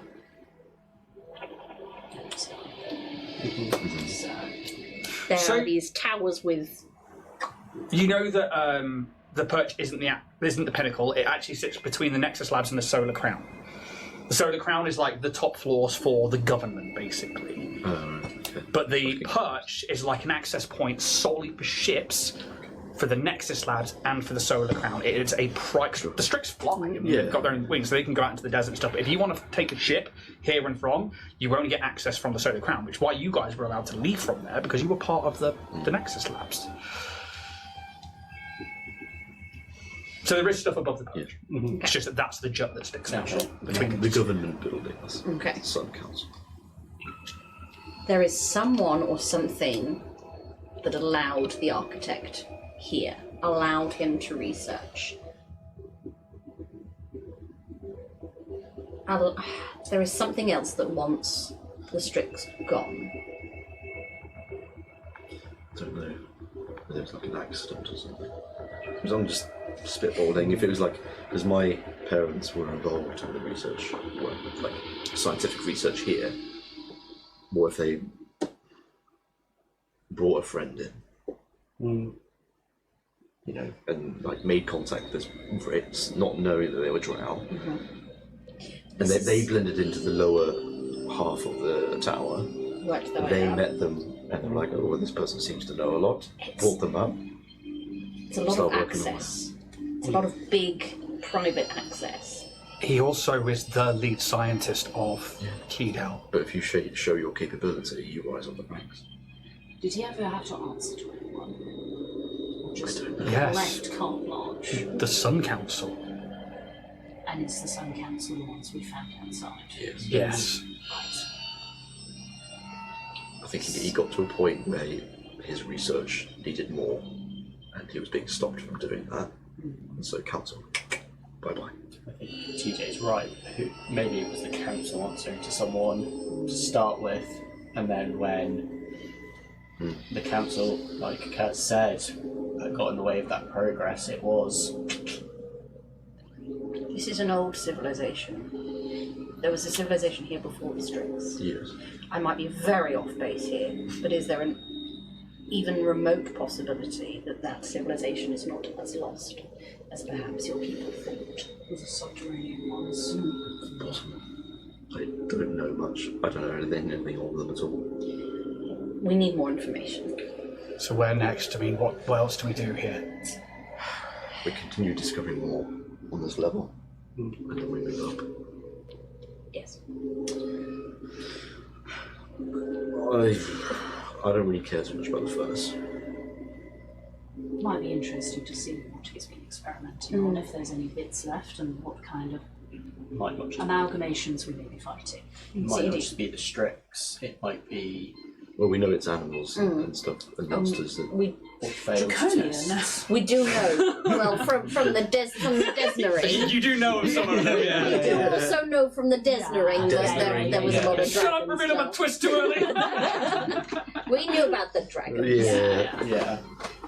I mean, sure, we can open stuff. I mean, if he's hiding a dragon, it would be nice to know. What colour? Oh. It's a lot bigger than I am. I mean, sure. Let's, Quick furnace trip.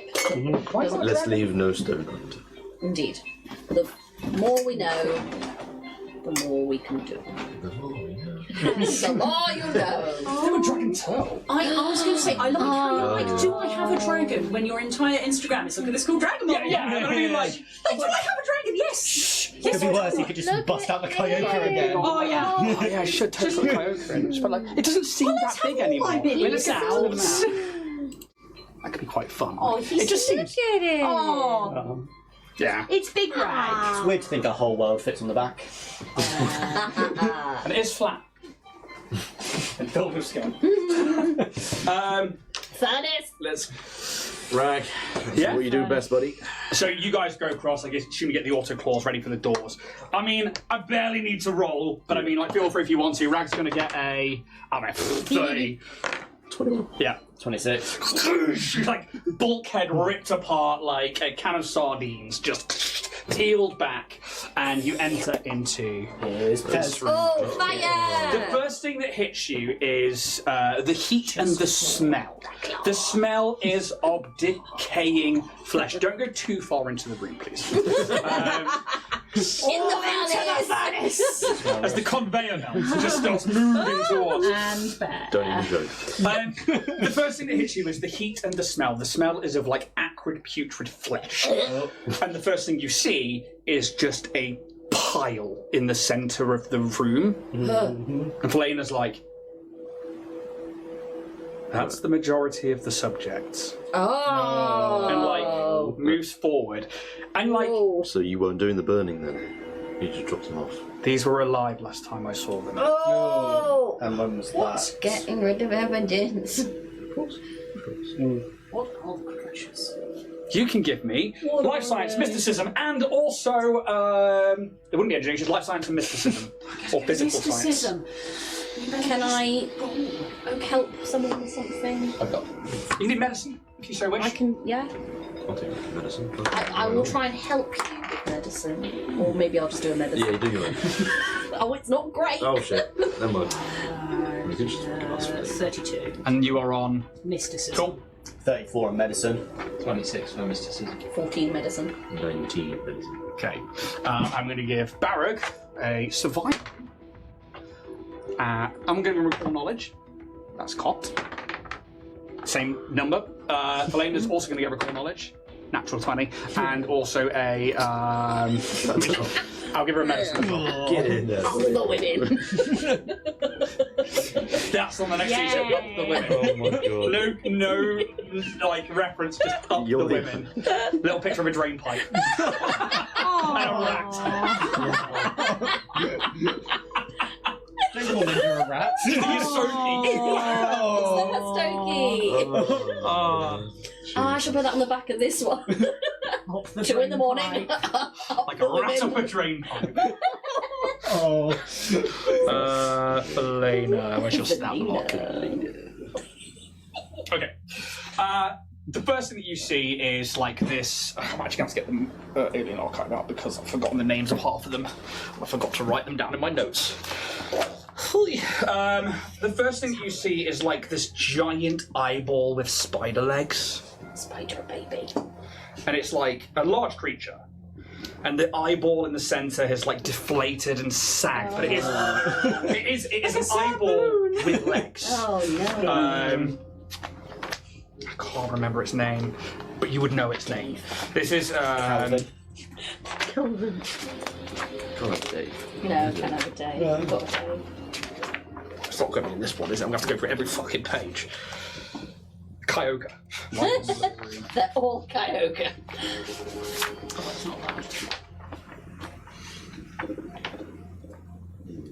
it doesn't matter. I'm going to get focused on something that doesn't matter. You see a smorgasbord of dead animals. Yay! Yummy. With mysticism, what I think you find is that some of them are like kind of magical in nature, like especially this like eye tarantula thing. It probably comes from worlds like Octurne or from some of the more like mystical forested places. There are some insectoid-like creatures. There are ones that are more bestial in nature that look like six-legged, plains-running animals. And there are a selection of animals and creatures and monsters from all over the Pact world. Some of them are predatorial in nature, some of them are not, and they are all just like thrown in this pile. And you can see there is a conveyor belt that should be on and moving towards the furnace. And the furnace is like raring at the other side of the room. But that smell of decay tells you that things have been dead for a little while. Felena is like, these are all the subjects from the... These are most of the subjects from the bestiary. Yes. And Reg's like, looks like Zara's handiwork. And then you see with the medicine checks, there is like puncture wounds to most of their heads, or like gunshot wounds, like they have been executed or terminated, or like some kind of clinical purge has happened and the bodies have been brought here.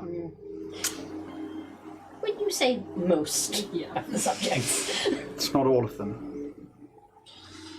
Like what? The wormlings are missing. okay. Okay.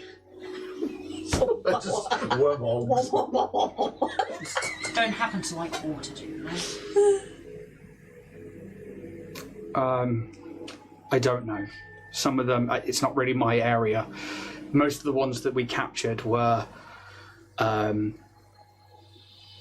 very young and taken from either civilizations or clutches. Well, I'm sure some of them have succeeded. Well, there's nothing here, so... And you can see, like, so in this room, there is like this conveyor belt. It's not on. There is this raging crematorium, like inferno, at the other side of the room, like embedded in the wall. There's obviously no power, and there is another door on the far left-hand side. You would know that would normally lead through to things like the quarters that you all used to. Well, if we're here, we might as well grab whatever you've got left in your quarters. Yeah, and like she looks put out at this point, and like. Whether it's sadness, whether it's this like empathetic connection that she has, she just looks a bit defeated. You should touch her shoulder in a really nice, like, secure way. I was already thinking about it. God, It's I'm fine. So proud. Honestly, we've got a job to do.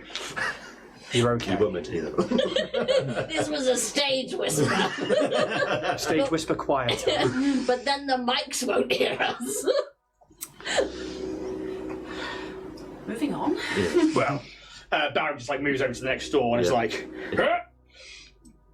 I'll give him a check. But I mean, yeah. I just throws it all grappler. It's my middle name. And you happen to see a set of corridors. Leads to a few different rooms.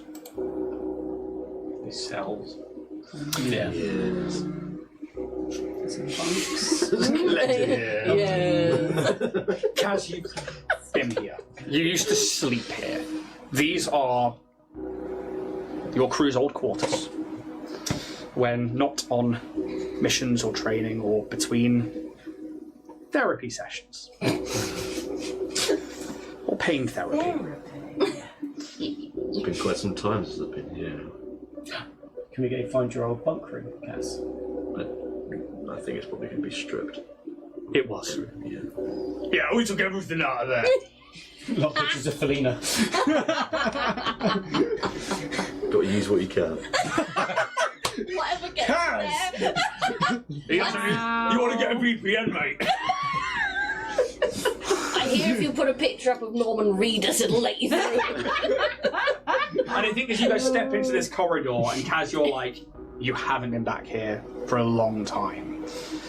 We're going to take a 10-minute break, and we'll be back to see what's happening Cut to. in 10. Take it easy, guys. Not for you, Jen. It's not. It's not for me. And So- you will never know what we're talking about. Enlighten the audience. No. No. I'm always terrified when we're on break or when we're pre-streaming.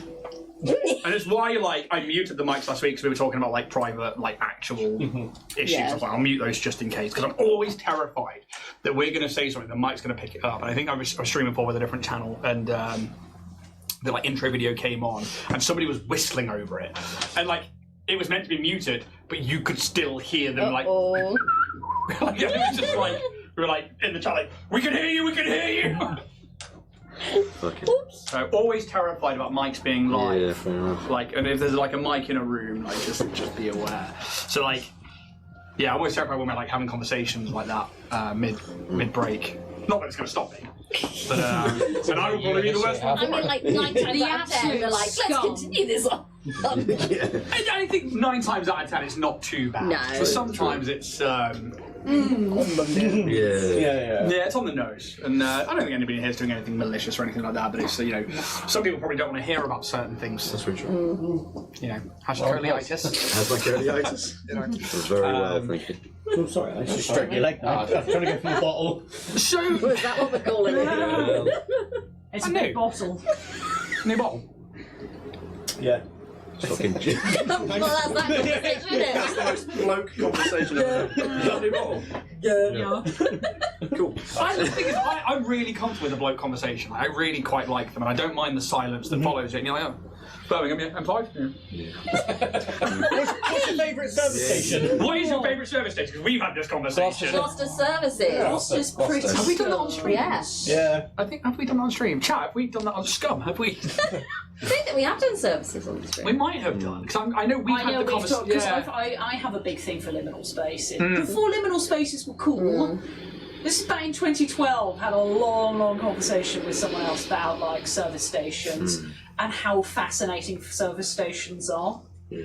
Oh, the ominous music just playing. What's your favourite service station? Loughborough. It's really Burton-on-Trent. really good for taking people on dates though. If you get taken on a date to a service station, you are getting murdered. Yeah. It's a first and last date. Don't give them. Don't tell them the surprise. You're leaving with neither of your kidneys. You know. Look, I But really need to Grace. pay off a mortgage. Was it Gloucester the one we went to? The really posh one. Yeah, Yeah. It's got its like farm shop inside. It's like in a hobbit hole. Yeah. And a dog walk. Yeah. Yeah. That's Gloucester is really nice. just fuck. Yeah. I love it. There's some really nice new ones on the M3. I rarely take the M3. Oh. I really want to. I'm quite excited about it. Is it still a toll road? Because the M6 and the M3 were a toll road. The M3 is a smart road now, and it's completely fucking useless. Of course. Not very smart. No. But that's why I quite like a bloke conversation like Yeah, that fair enough. sometimes, where it's just like, Well, where did you come?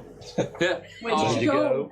We need to come from. Yeah, I know. I was to the A30, then I actually got up to the M5, but I went back across the A30, went across the south coast to get to Bobby Tracy. Oh. See, I love a good pub conversation because it's like, right.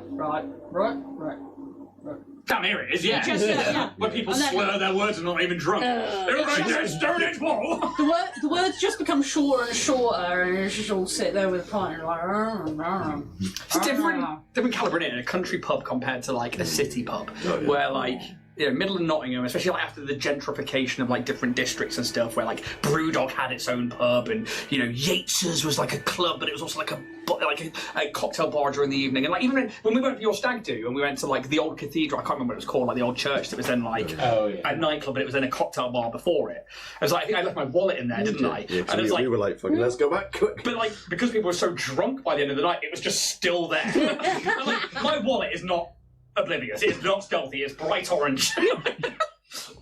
And but it's weird. So like you have conversations in those, and it's very much like very new and hip. And you have a conversation in a pub in a rural district down here, and you're like, I got a gun. He's drunk. Edge and match, isn't it? Right, yeah. Oh, Edge of the edge, isn't it? Around here, That's a there's living stranger. pheasant. Just under someone's arm. Right? Yeah. Or for me, one with the Fucking bloodhound in the corner like that. It's a strange world we live in down here, but You got fucking Traeger Mills and a castle and peacocks running around it. love the peacocks, Don't- hate everything else about it. Yes, absolutely. I love Lisgard Trago Mills with a passion. It's so bananas. It's Because It's gargoyles, the golden passive aggressive Yeah. golden. Oh my the God. statues of those who has wronged him. Yeah. Like, If you're going to have that kind of money, why not? but for somebody like somebody with like PTSD and anger being like the main emotion that I have, like I can Oh, relate you to the do god. that. Would Yeah. you have the gold But no, garden? because it's just triggering yourself again and Yeah. again and again. Like every time you walk outside, you're like, "And that person did this to me." It's just weird to put yourself in like an anti-mindfulness state to be like constantly triggering yourself. It's very interesting to me. Trago's I mean- is something entirely of its own creation. Favorite thing about it?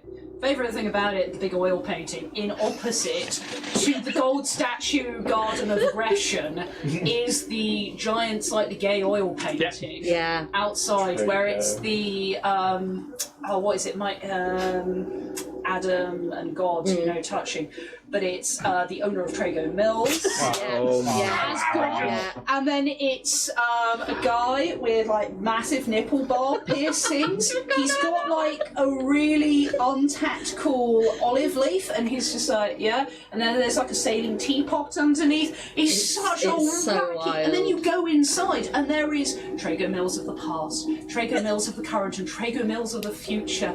And I love Trago Mills of the future because it's big bubble worlds. There's rainbows. There's flying cars, and it's just like It's super gay, and I'm for I that. Yeah. love it. Just honestly, being in that cafe delights me so much. It's like the two sides of the gold aggressive garden and the euphoric like oil But painting. it's fascinating because the OG Traeger Mills is such an experience. Yeah.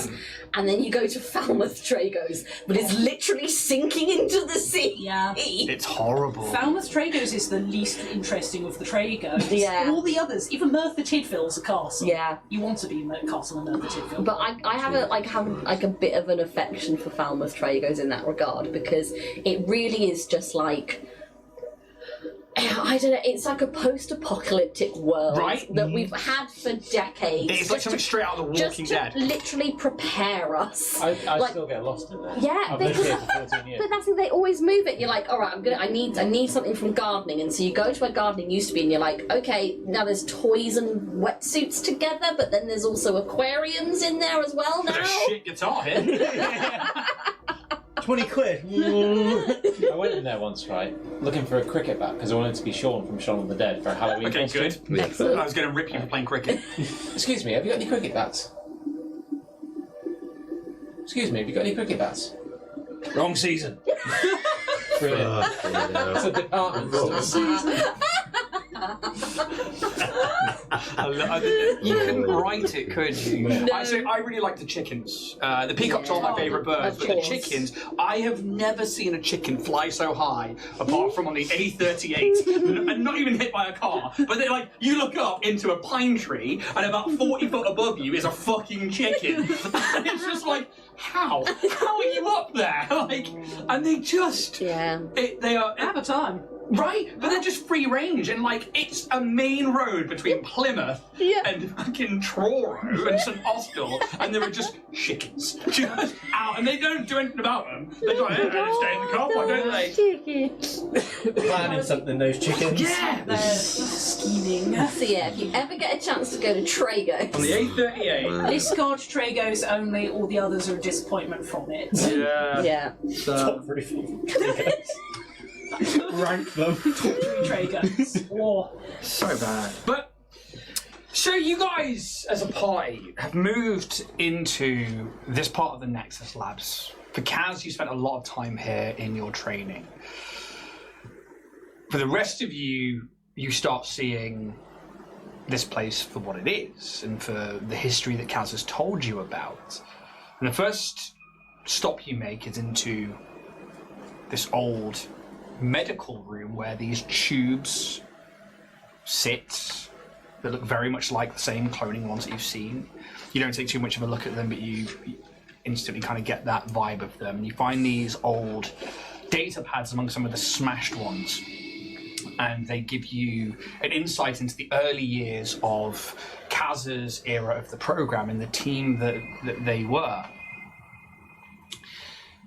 You also find that this name, Professor Vrist Eretos, and it is not a Strixia name. It's a name you have heard before that is linked to Kedel and also linked to Dynatech Industries, especially the cybernetics and augmentations department. But not a lead or a head that you've ever seen. You think about that payment structure for architectural services.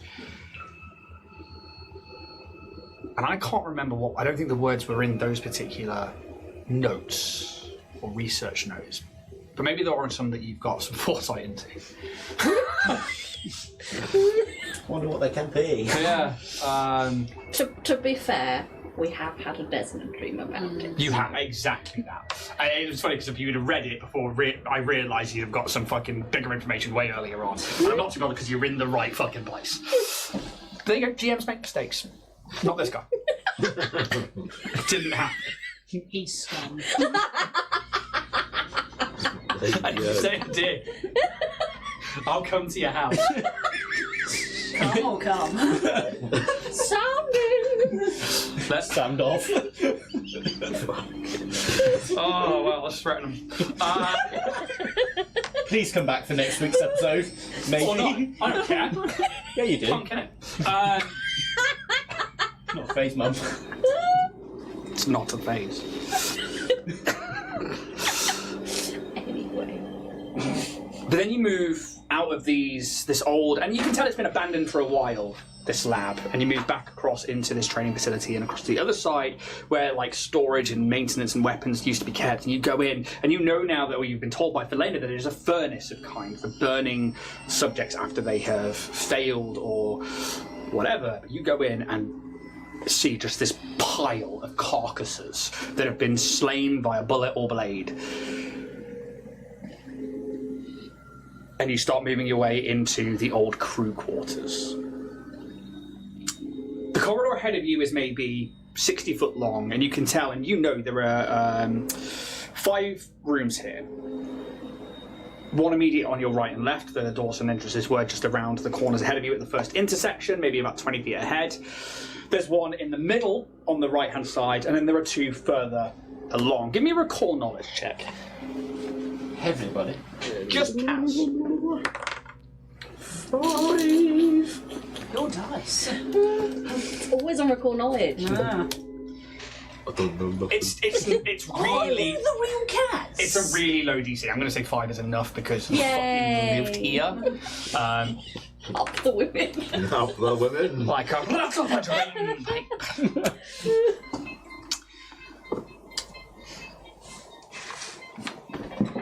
You know that your room was the first on the left. Felena's the first on the right. Barrick's was the one in the middle. Zara, furthest on the right. Zek's furthest on the left. Was the one in the middle left? Or is empty? Yeah, it's not even a room. Oh. Just I had to put a corridor on. Oh, yeah, okay. Okay. Well, I can see from here. It's just I was like, these walls. 6. Fair enough. For the sake of it, it's just... The shared bathroom. Shared bathroom. There's always someone in the room taking too long. It's quite literally... Yours has a clean bathroom. No, I thought that was me. I bet it's Kaz who's always taking. Boys, it's my turn on rotation. Bag's just like 20 down. But like, he just like pushes ahead of you, and it's just like home sweet home. And it's like moves forward and like basically goes to this room here, and just like steps inside. The door's already open. It's like there you are, and just kind of like you just hear him go into that room. I might just pop into my room just to see how probably completely barren it is. And it is. You can see that like there is no bed anymore. Well, there is like a metal surface where like a mattress and stuff would have been, but like the walls are bare. There is like a cabinet to one side, like a locker, but it's also open and bare. It's just been stripped clean. Except maybe at some point people might have stored things in here, but again, it's just clear and unused and very dusty. And Flana sort of like follows you in, and it's just like, after we buried you, we just cleared it out. We barely had any possessions anyway, but True. things just like, mattress, pillow, all of the rest of it just gone. I mean, we had most of our things on the ship anyway. We didn't really have much.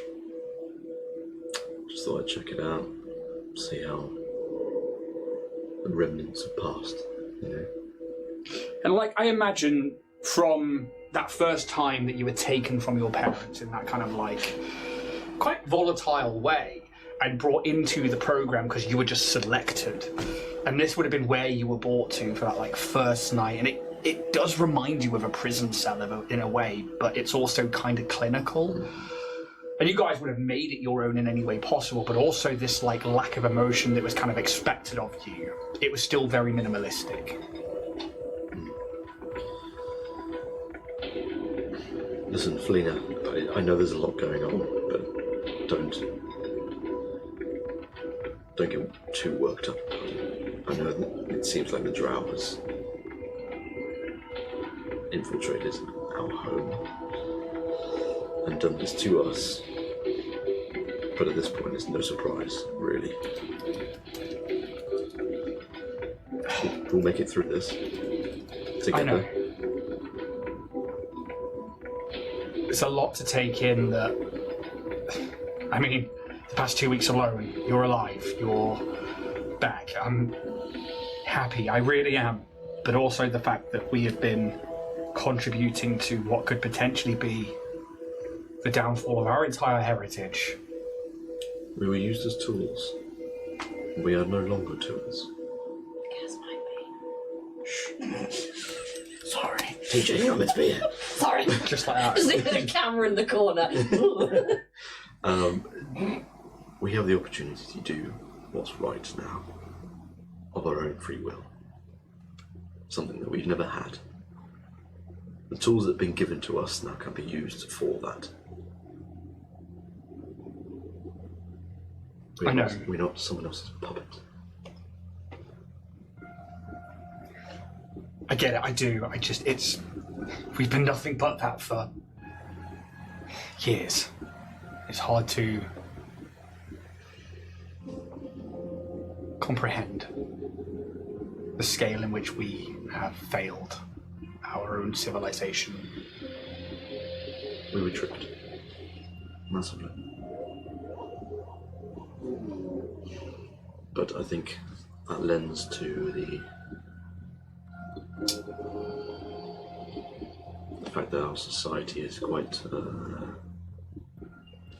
ignorant of the outside world. I think that's how we were easily tricked. I think we were too arrogant to think that could be possible.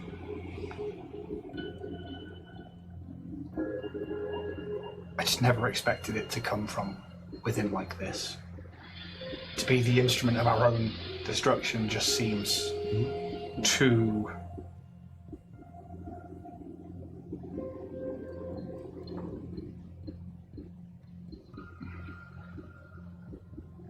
I don't even know if there's a right word for it. I hope Zack and Zara haven't doomed us all. We are good at what we do. We are very good at what we do. Which is why we must continue. Hopefully, get Zack and Zara back on our side. As much as they are bastards, we need them.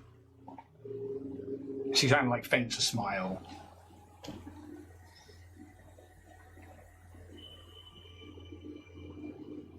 Hopefully they're not too far gone. Hopefully, given the information that we found out, there might be at least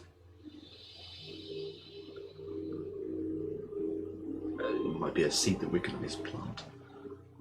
And if they already know? Then we'll just have to do what we know best.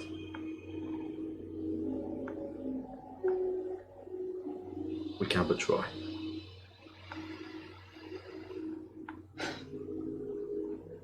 Yeah, I know. I'll probably just try and go in for a hug and Feline and just try and...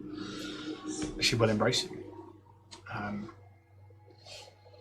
I think you would feel that there is like tears that like roll down her cheek when maybe like your neck collides with, or when your face collides with hers.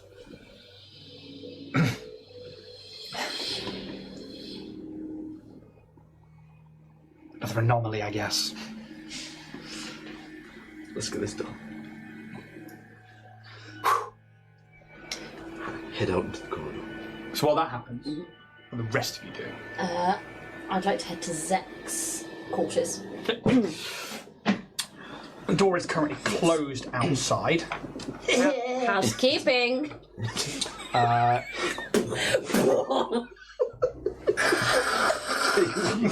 Is it open or is it locked? It is currently closed and the power is off still, I'm afraid. As we're going through, is there still dust around, like, it's on the floor around his and Zara's? Is there, can you tell if someone's been here recently or not? Sounds like a survival check to me, my friend. Oh, for fuck's sake. What did you expect? Do you want me to see if I can help you with that? Please. 17, so yes. It's +2, so that's Yes. +5. +3, 8. Nice. It's definitely not as dusty as the lab. Okay. Pez, could you open the door, please? Is there power? There's no Nope. power. Rag! And like Rag like steps out into the corridor and he's like holding a fucking huge grenade launcher. And Sit! he's like, what do you need? Can you open the door, please? Not the grenade with launcher. Oh, I just got it back. You see, like he like puts it like down to one side, and it doesn't dematerialize. This is like a physical weapon. That he That's puts really down. cool, dude. I like this one. It's my favourite. You keep that thing under your pillow. Yeah. It is his pillow. Hey. It basically, you see, he walks out with a. It is a nil grenade launcher squad. It is a heavy weapon that has a capacity of 12 grenades. That basically launches grenades at things. Cool beans. Love him. I've got a thing where you can like get them essentially like ready to explode. Just throw the whole gun and 12 grenades go off at once. It's a good weapon. It's a really good weapon. But like, if you guys hadn't have found them in the prison, basically, it'd been like just sat there on the bed because he's just like, this is my bed. This is my grenade launcher. This is my rifle. This is my gun. Support grenade launcher. Kinda. So Barry goes across. He is Hammer. Yes. Yeah. Hammer time. Not He the hand that wills. Pez, you across there as well? Yeah, because you were when you and Bear are over here. What are the rest of you doing? I was going to do something very similar, but Zara. Yep. So I'll take the Sylph miniature. Oh, so great. Yeah, someone walked over my Just grid. there. Then Dun, dun, dun. Felina's there. Bruce, where are you? I'll sort of like snooping around, maybe I'll look in Barrack's room. Yep. Give me. More grenade launchers! Give me a perception check while you're in there. So you're doing the same thing. What are you like looking at dust on the floor and stuff like that, or what are you doing? No, I assume this door is also locked, so after Rag's been at that door, I'll be like, could you with your muscles over here as well, please? More time. And like he's like looks back at you, and there's like an L in the corridor here, so they're like he like has to like lean back, and he's like, "You all right? No, no!" And he just starts to rip the door open. I don't think he can. No, you can't fail that. Thank you, Rag. He just like punches the door in. You're very good at that. He leaves that nice thing. Then he'll come around over to you. That's a nat 20. That door goes fucking flying into a bed across from it. Absolutely magnificent, thank you. So I've always wanted to do that. Didn't get on with her. No, I'm going with her just fine. I just saw her in a closed door. I always thought it was kind of funny. She's getting annoyed at me quite a lot. So, for you guys, when Zek's room opens, Yes. it is again. It's definitely a quarters. There is like a small bed to one side of the room that I've actually not put into there, but it's over in this corner here. There's a small desk where you can see a small arm just lying on it. Over basically next to the door, just there. There is a couple of like tablet-like devices, not unlike the ones that you saw in the other one, but these look newer. Okay. They're not broken or anything like that. There's probably around. I need to go have a look at his sheet for a second. Dear diary. Today I saw a balloon. It was red. There were 99 red balloons. Oh, Floating in the Skeedale sky. While Ian looks for Cool. things. No, don't need to do that. The pistol is. It's got like a regular grip, but then it has this like pointed, long top. It's not like a tactical pistol, so it's not solid. You can tell it's energy because obviously some energy must come out of it. It's like a solid white, and there's like a blue core to it. It is a subduer rhyme. Subduer rhyme. Come again? Subduer Shabajua. rhyme. How are you spelling rhyme? R-I-M-E. Oh. cold damage. Yeah, I mean, like, you'll get that off the word go. Then there are these other... How many are there? Come here.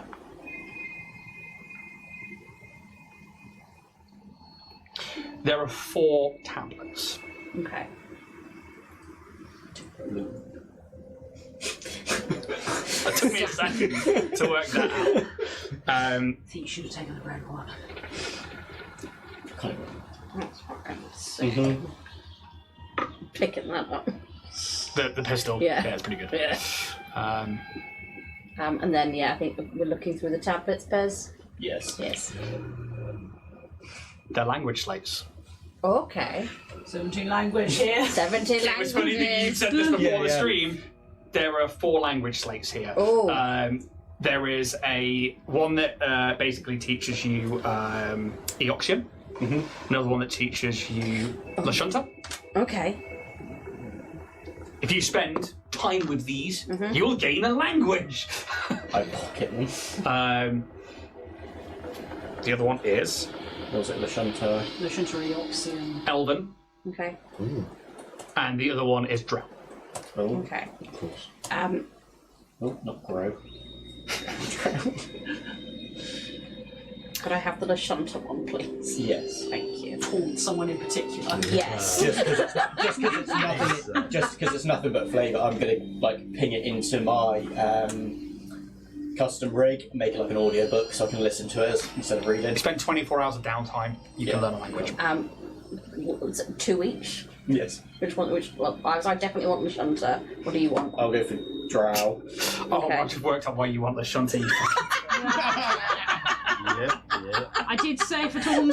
Yeah, I did. I missed it completely. Yeah. Odds or evens. What? I'll go for. I put Evian. I don't know. Eoxian? Yeah. Then I will take. Which one? You've already taken Drow. I've taken Elven. I'll take Lashunta and Elven. Cool. Makes sense. Natural spring water. Yeah, exactly. I find it interesting that he's Elven, learning so in you've got Eoxian. Drow and Eoxian. Interesting choice of languages.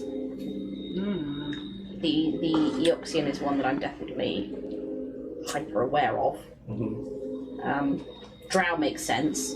That's the one I kind of want to learn Yeah. the quickest. Elven as well. Lashunta, I mean, who wants to learn that crap language? Immediately starts running, put them in the pocket. Okay, is there anything in this room that like we can have a look for that might be hidden? or under floorboards, under pillows. Sounds like a perception check. I shall either A or do. Well, you guys start doing that. Get your numbers ready to go. We're going to jump over to Sylph first, over in Zara's room. The door gets kicked in, and Barry's just like, Want to help me annoy Zara some more? yeah. And he just steps in, probably behind you because you are there first. Oh no, he will be there first to kick the door in. Steps in and straight away there are just blades on the blade hooks on the wall. It's the first thing that you see is just she's so edgy. yeah, and there's sharpening stones, and one of them is just this it's clearly ornate, but it's give me a culture check. Oh, I'm great at those. That did some travel, didn't it? Rolling around. It is an unnatural 20. So. Cool. This is an Eoxian bone blade. It is designed for torture and for basically removing the skin and flailing people. It's an ornate ceremonial blade, but it's designed to represent what the actual original one would do. You can tell it obviously doesn't belong here whatsoever. Maybe they picked it up in their journeys or whatnot, but it's a very macabre thing to have on your wall. It probably doesn't function as an actual weapon. This is just a representation of an idea or of one, essentially, but it's a token of torture. God, she is edgy, isn't she? Teenage emo face. The bed is straight across the door, and the door has fucking nailed the corner of it and dented it. It is throw over the bed. Well, it's Barrick, can you throw over the bed? Yes, it's metal and attached to the floor, but there are compartments and stuff, and he's just stops throwing the mattress, and the mattress doesn't look tidy. It looks like it was used and then left without being made at all. He's like, yeah, sure, and just starts pulling out some of the compartments and stuff, and you see one of them has a serum in it. Oh. There is a healing serum Mark III. Let's go. Are you going to use that? Probably we'll need it coming up. Oh, okay. Do you not have them or use them? Well, I just didn't know if you wanted to know if I was going to have it. And find his keepers and all that. And you see him he's just staring at the floor like a dog. I want it, but I'm not going to tell you. I'll pat him on the arms and I'll be like, if you need it, I'll give it back to you. But you're a big, strong boy, aren't you? Yeah. So I don't think you'll need it right away. But maybe during the coming fight. I don't need it anyway, I'm pretty strong. Just going to try to flirt to get a healing serum. You can take a Mark III healing serum. I am taking that. Yeah, absolutely. Anything else as you start tipping things out? Yeah, I'm just going to rifle through her entire room rather callously. I don't have much of a love for Zara after the whole cave thing. Actually, I wouldn't mind seeing if there's any other, I don't know. Would it be remote control or more something that's likely to be on her data pad with the thing, the little hologram thing That sounds like you can make a perception or an engineering check.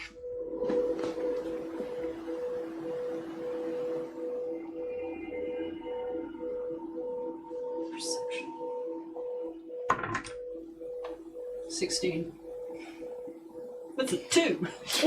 I mean, yeah, you do find the parts for things like drones and or remotes. You can tell that these are in a little kind of work compartment over on the other side of the room. There's nothing there that's a full functioning one, but you can tell that she clearly specialised in using these as maybe infiltration, distraction, surveillance, and that's probably part of her remit. Mainly because you've seen Pez working with things like drones, and they're also with Bear, so you recognise some of the tools and stuff. Nothing that's put together or anything, and you wonder if maybe that hollow drone was maybe their only one, or if they've just got the working bits with them still. You're not too sure, but definitely leads you to think that yes, this is something that she would do. Okay. Roos. 17. Yeah, okay, so there is a box underneath, fuck's sake, directly underneath Barrack's bed. You like slide it open. The first thing you see is like just some basic rudimentary things like hammers and screwdrivers. You find a riot grenade 3. Fucking hell. Okay. You would also find So this box is kind of like been put to one side. It's not just like under his bed. Like it's just like a plastic storage box. You pull it out, some of it rattles around, and two things that you notice are 2 grenades. You get the riot grenade, and then you also get a. It is a. Where are you? Where are you? So lackluster. Where are you? Where is it? Where is it? Pulse grenade 2. cool. So pulse grenade Mark 2. Just kind of thrown in there with no care whatsoever. Not in a box, not anywhere safe, just thrown in there. Wow. You can see the indentation of a grenade launcher on the bed.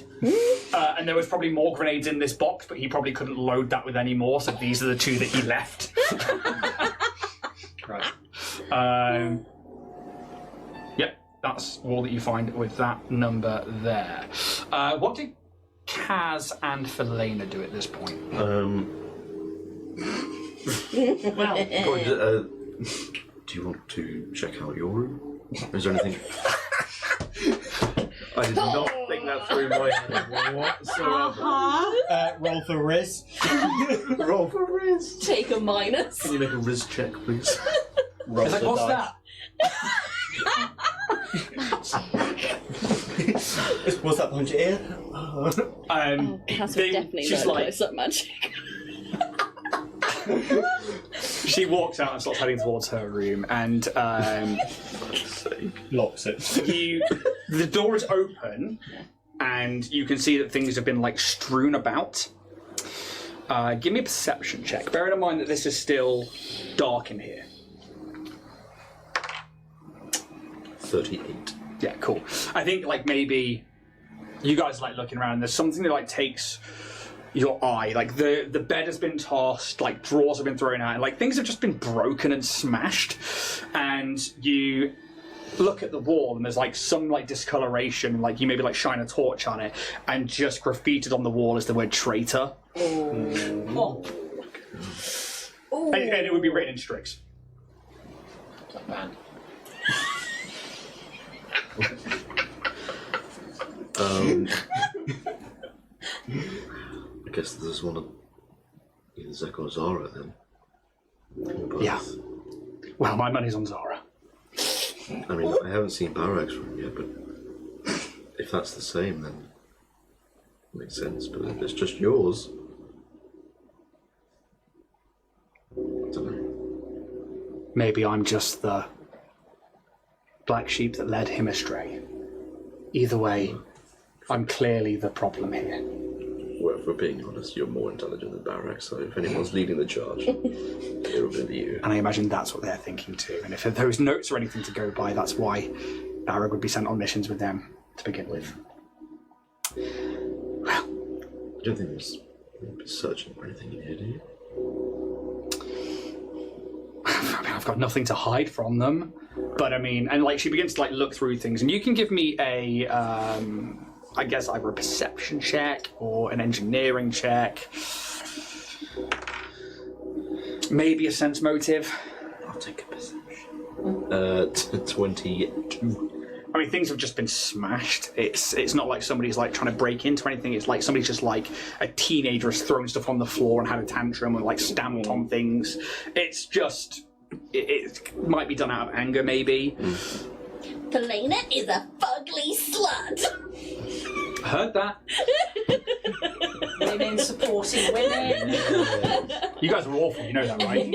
I like a man conversation. And 5. Yep. Actually, it's the A303 real idea. Oh, nice. Oh, yeah. Good road. Is there anything missing from your room? They will take a perception check.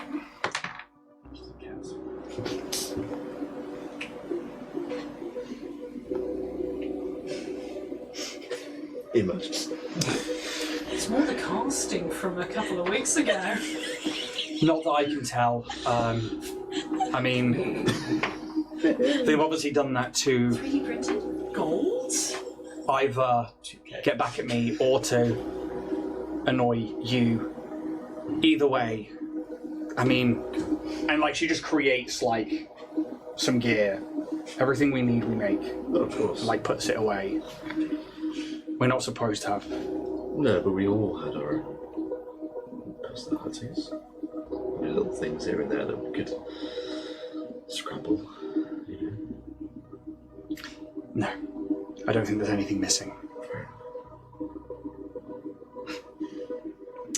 Just a modicum of respect. And like, she just like steps out of the room. Back to Zek's room. Yeah. What were the perception checks that you guys rolled? I got a 31. Oh, I got 23. Okay. The room is positioned in an odd way for what you would expect someone to find ergonomically better. For like, you know, get out of bed, maybe your workstation's here. Yeah. You know, unlike the others, there is like a lack of that going on here. And you notice that, yeah, although there is still like dust around and everything, this place has clearly been used. The beds have recently been slept in. But even with the door being broken, you don't think somebody left the room this way. Oh. There's another door here. Secret tunnel! There is completely a secret hidden compartment Secret tunnel! in Zek's room. So, towards the back of the room, just here, and you find it because I think you probably find like the paneling is slightly different. Give me a perception or engineering check.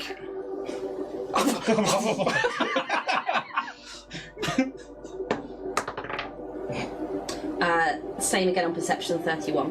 39. Yeah, okay. There's like a it's an archaic kind of latch. It's on over a You least. Just give it a bit of just slide in and Like it's my wedding anniversary tomorrow, right? I've been fucking practicing. Getting the fucking weightlifting in. Just one of those micro dumbbells. There's been a montage. 2 in the morning! Getting better and better every day. Yeah, I was laughing because I thought you were referencing Spider-Man. Sweet summer child. Innocent boy. Oh, sweet boy. So she like you find this like archaic catch. You've got to leave one finger out because it juts out a little bit. And you use the shocker. Fuck me. TJ, well practiced. Listen, tunnels and fingering, TJ's specialty. Episode title. What, tunnels Tunnels and fingers. As much as I'd love that, no. We can't let fingering is the fun. No, fingers. Could be about guitars, fingering on the frets. Come It's on. not though, is it? Come on. That's a wild stretch, isn't it? Listen, who's to know until they watch? Anyway, There is this secret tunnel. archaic catch that you can get a finger under Yeah.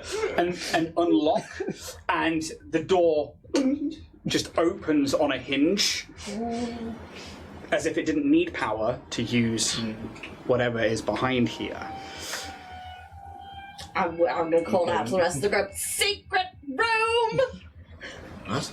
There's a secret room! In Zek's room, hidden latch, secret tunnel, room, question mark. Have I ever heard of Zek? I mean, No. Pockets says I just did a slow shake. I'll run over to the room. sneaky. There in a minute. Sneaky. Okay. Grenade. Before. Yep. Things I'd like to do before. Yeah. Yes. Collect, like, take out a drawer, collect a load of drone stuff. Yep. And also, I'd like to be like, this blade. Looking at Rag. Snap. Oh yeah. So, hold it up with foot and snap in half. Are you asking him to do that, or are you I'm doing helping. I'm holding it up against an angle so you can Oh, snap it don't with let his you hurt yourself. And he just like takes the knife and he just like stabs it into the wall and like breaks the fucking breaks the hilt off. Bitch. I blush a little. Not you. What? Yeah, that's like. Still thinking negging all of a sudden. I mean, I'm not gonna like. Rag might be the perfect man. I Heard that. thank you very much. That's fine by me. Take the drawer, Yeah. come into the room, and I'm going to be like, Pez, if you need anything. If you add 2L of scrap basically to your character sheet, it is essentially spare parts, but it is about 2 L's worth, 2 light bulk. For you guys, Secret tunnel. I mean, are you going in, or are you just? I mean, yeah, well, let's get in. It does seem to veer right and left. Does it look like it's been like a sort of like a maintenance tunnel? Movements, or is it like it's been dug out? Like a proper like prison escape? It's metallic, Okay. so it's clearly been built. It does veer right and left. It's a versatile room.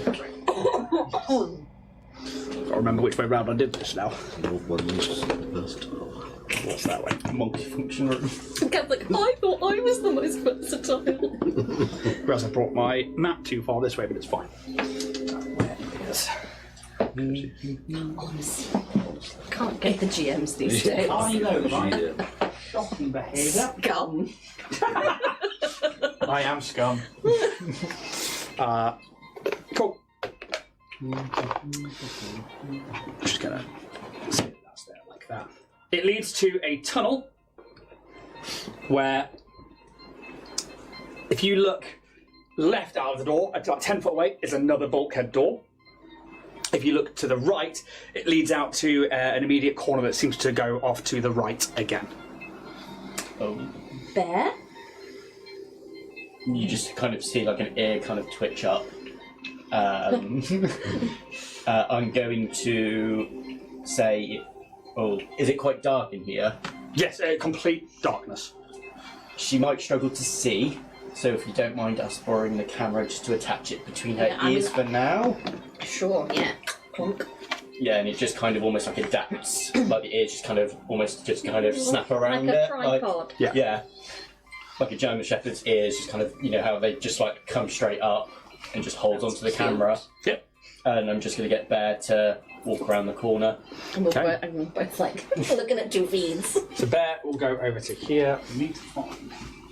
I'll just put it behind here. It's not a big map there, folks. All the treasures today. No, it's just a piece of terrain.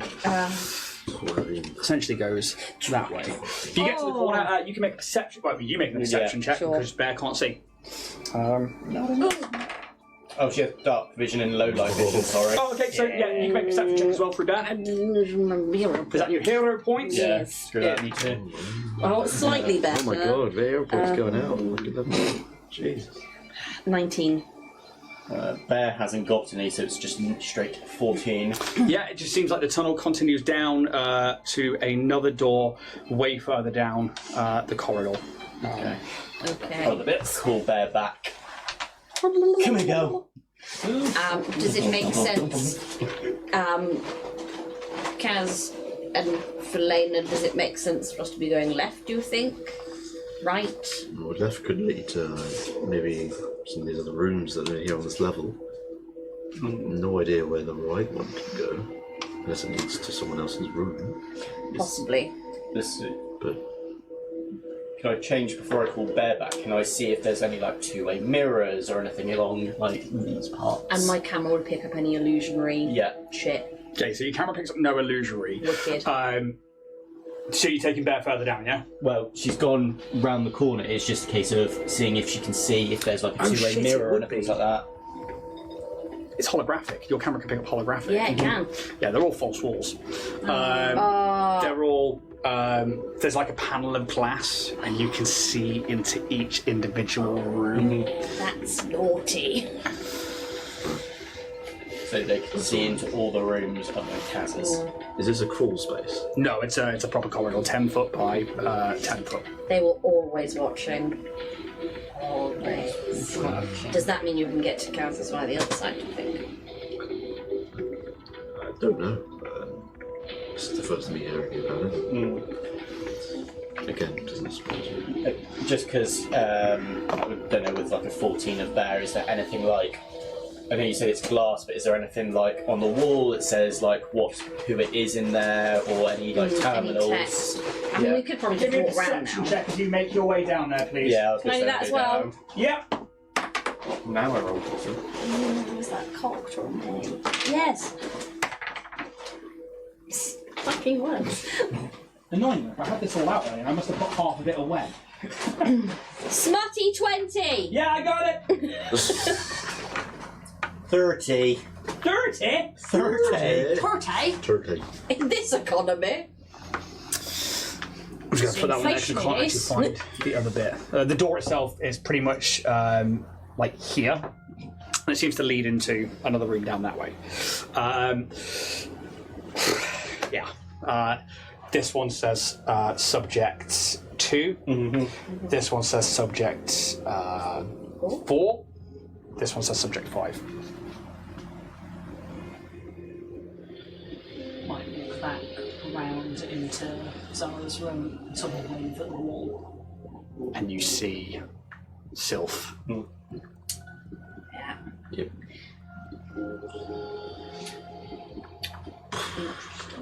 Do we think, given his predisposition, they gave him a position of power to keep him in line? That's what happened to me. Yeah, I think it says near the bottom. Consider him a leader. Yeah. Redirecting philosophical inquiry into tactical simulations to report it to the And units. if you think of tactical, leading the party, Yeah. giving him reason. Informant. Yeah. Yes. Maybe he's always been the scum of the group that's reported back to further up. I think scum is a strong word to use for anyone. Yes, I know. But The rats of the group. Unlike anyone who might what did you fucking say? Get out. 2 strikes. That takes me to 9. It does.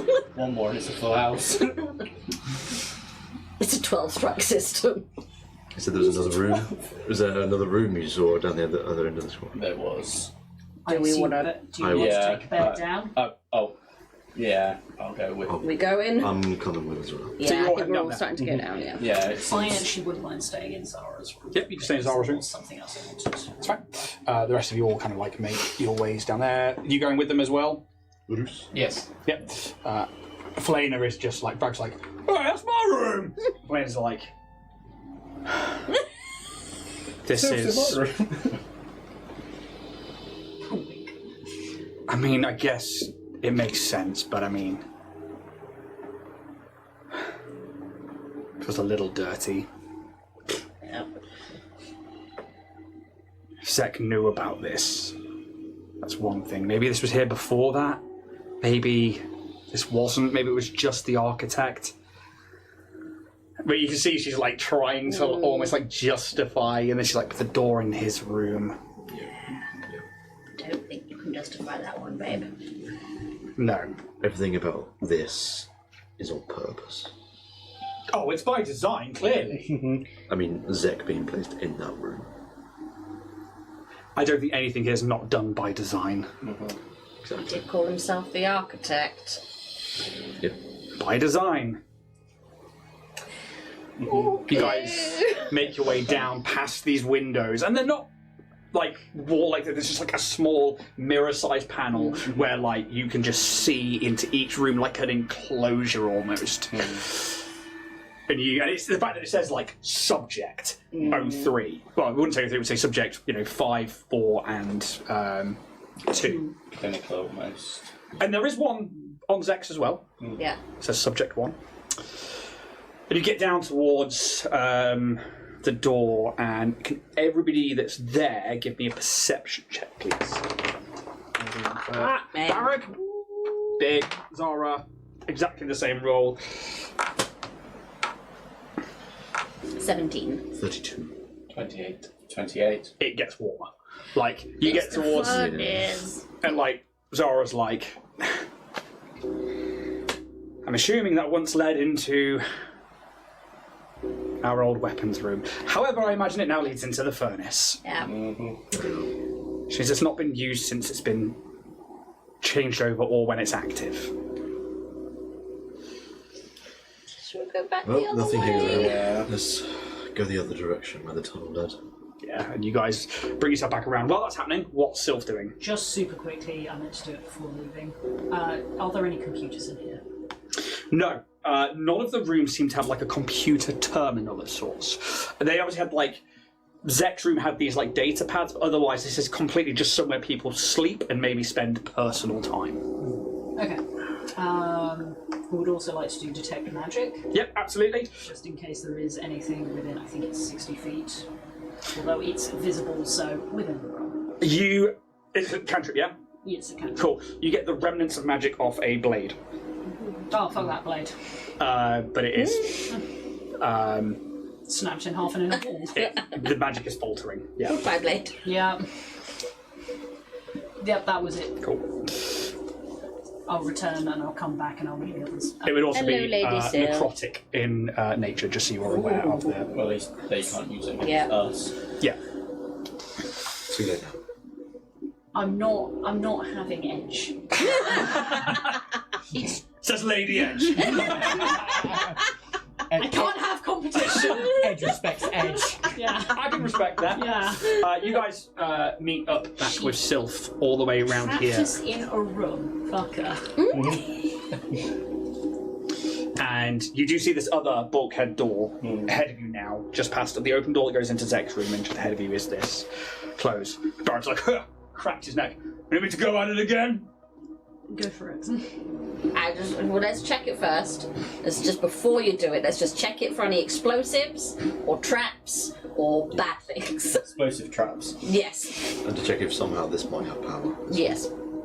Oh, it appears you're learning. Felina pipes up. She was probably about to say something. You can give me engineering to look for physical things, mysticism to look for mystical traps, and computers if you're looking for computer-based traps. You don't see any power. Okay, I'm gonna. I'll do engineering. I'll do computer. try and help you with computer. Is that the hero point of your cred stick? Yes. That was my cred stick. Remember that you keep your cred sticks, but your hero points run out by the end of the session. Yeah. So I Let's switch don't that over usually have to to the one roll with the hole. computers for help, but I've got a new thing. So I've rolled over a 20, which means I can give Kaz a +3 with my new feat, Tactful Advisor. So this is a level 9 feat that you've This is taken? a level 9 feat. Amazing. I can provide succinct but effective advice when aiding allies. Awesome. So you get +3 to your And we'll talk computers. more about level 9 feats during the Drift debrief. So +3 to you. So what's everybody doing? I did mysticism. 30. Jesus. It was a 32, sorry. Magic. Engineering? 3.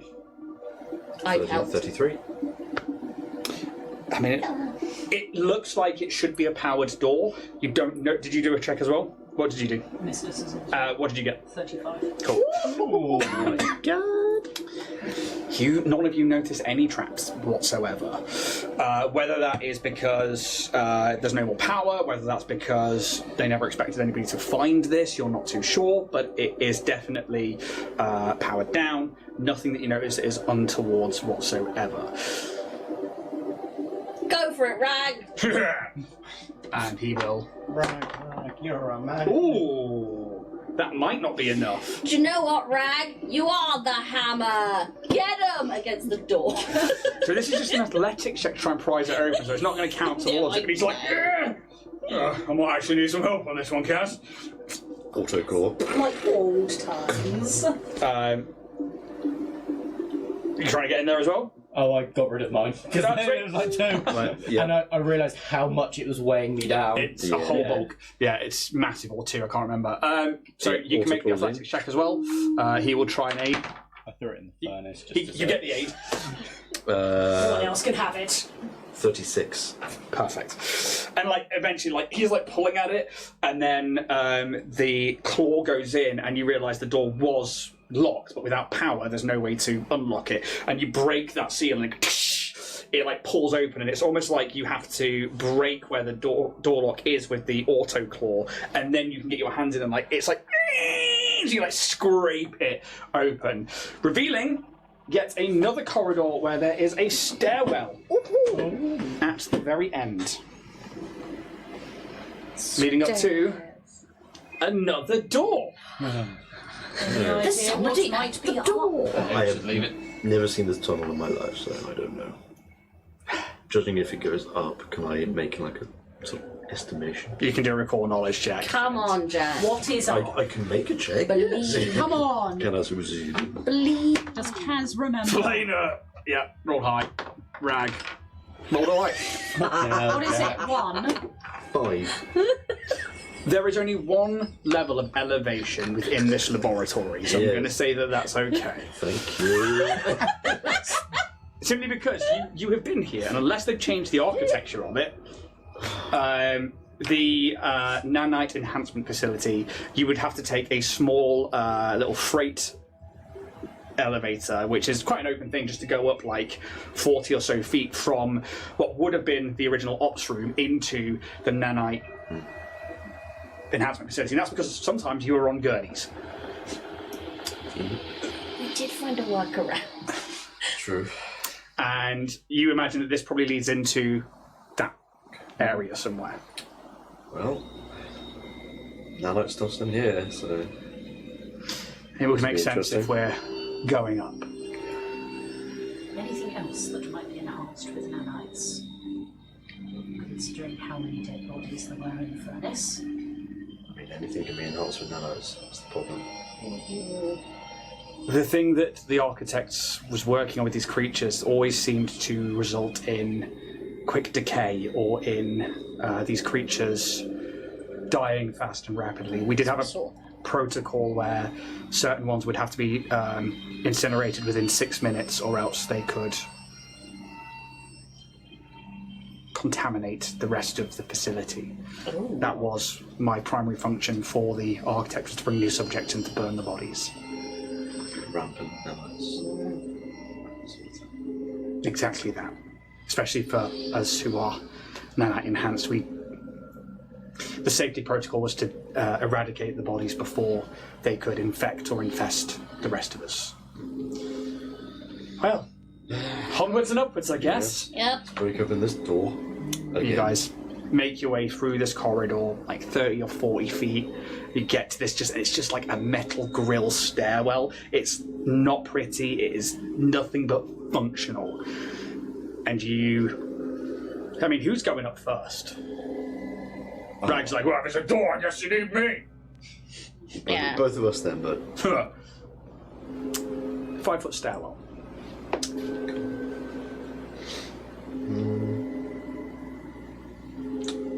let me try this one. Be my guest. You head on up, and once more and this one looks slightly different. It's not a bulkhead door. This one looks like it was, again, part of a wall. It's not hidden, maybe because you're on this side of it, or because it's just how it was designed, but it looks like it fits perfectly. There's no see-through on there at all. Nope. No like keypad, no power. Nope. Okay. Before I do my auto-claw, can I do my electrolocation graft? Yes. Hand on the floor again. Check if there's anything in range. Creatures within 60 feet of me. Creatures within 60 feet of you. All of your companions. Here. Hello. And a ping of a creature. Rip.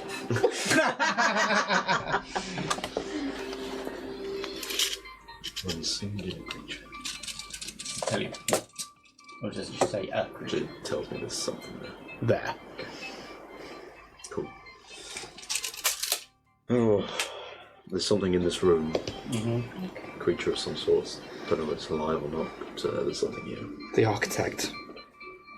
Change that. Singular.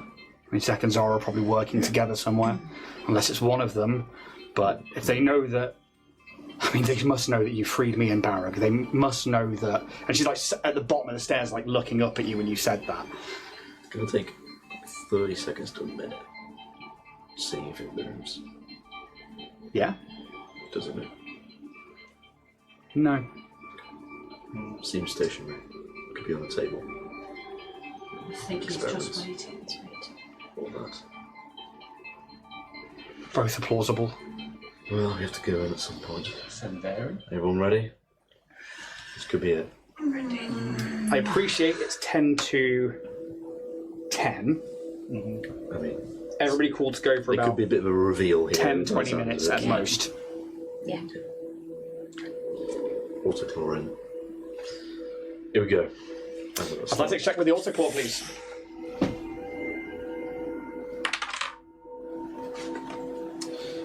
So, max of 8. It's not bad. I realise there's a whole line on that.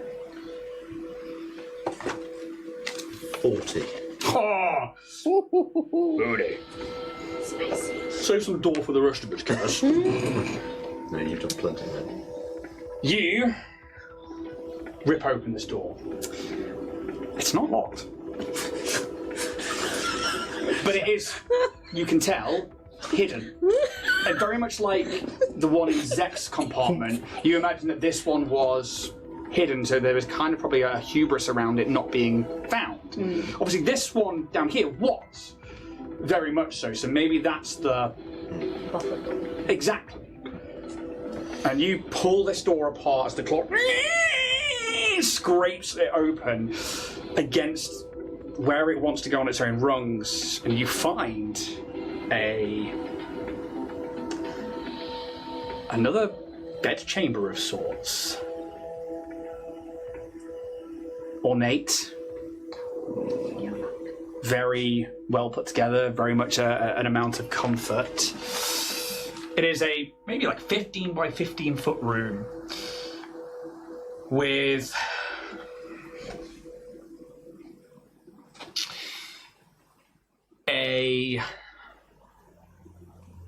definitely to one side of the room over on the left is this very comfortable looking sleeping cot. There is a set of ornate, it's almost like a wardrobe, but it's like embedded in the wall. And it's interesting because it's only the inside that's ornate. The outside looks like it could have been the walls themselves.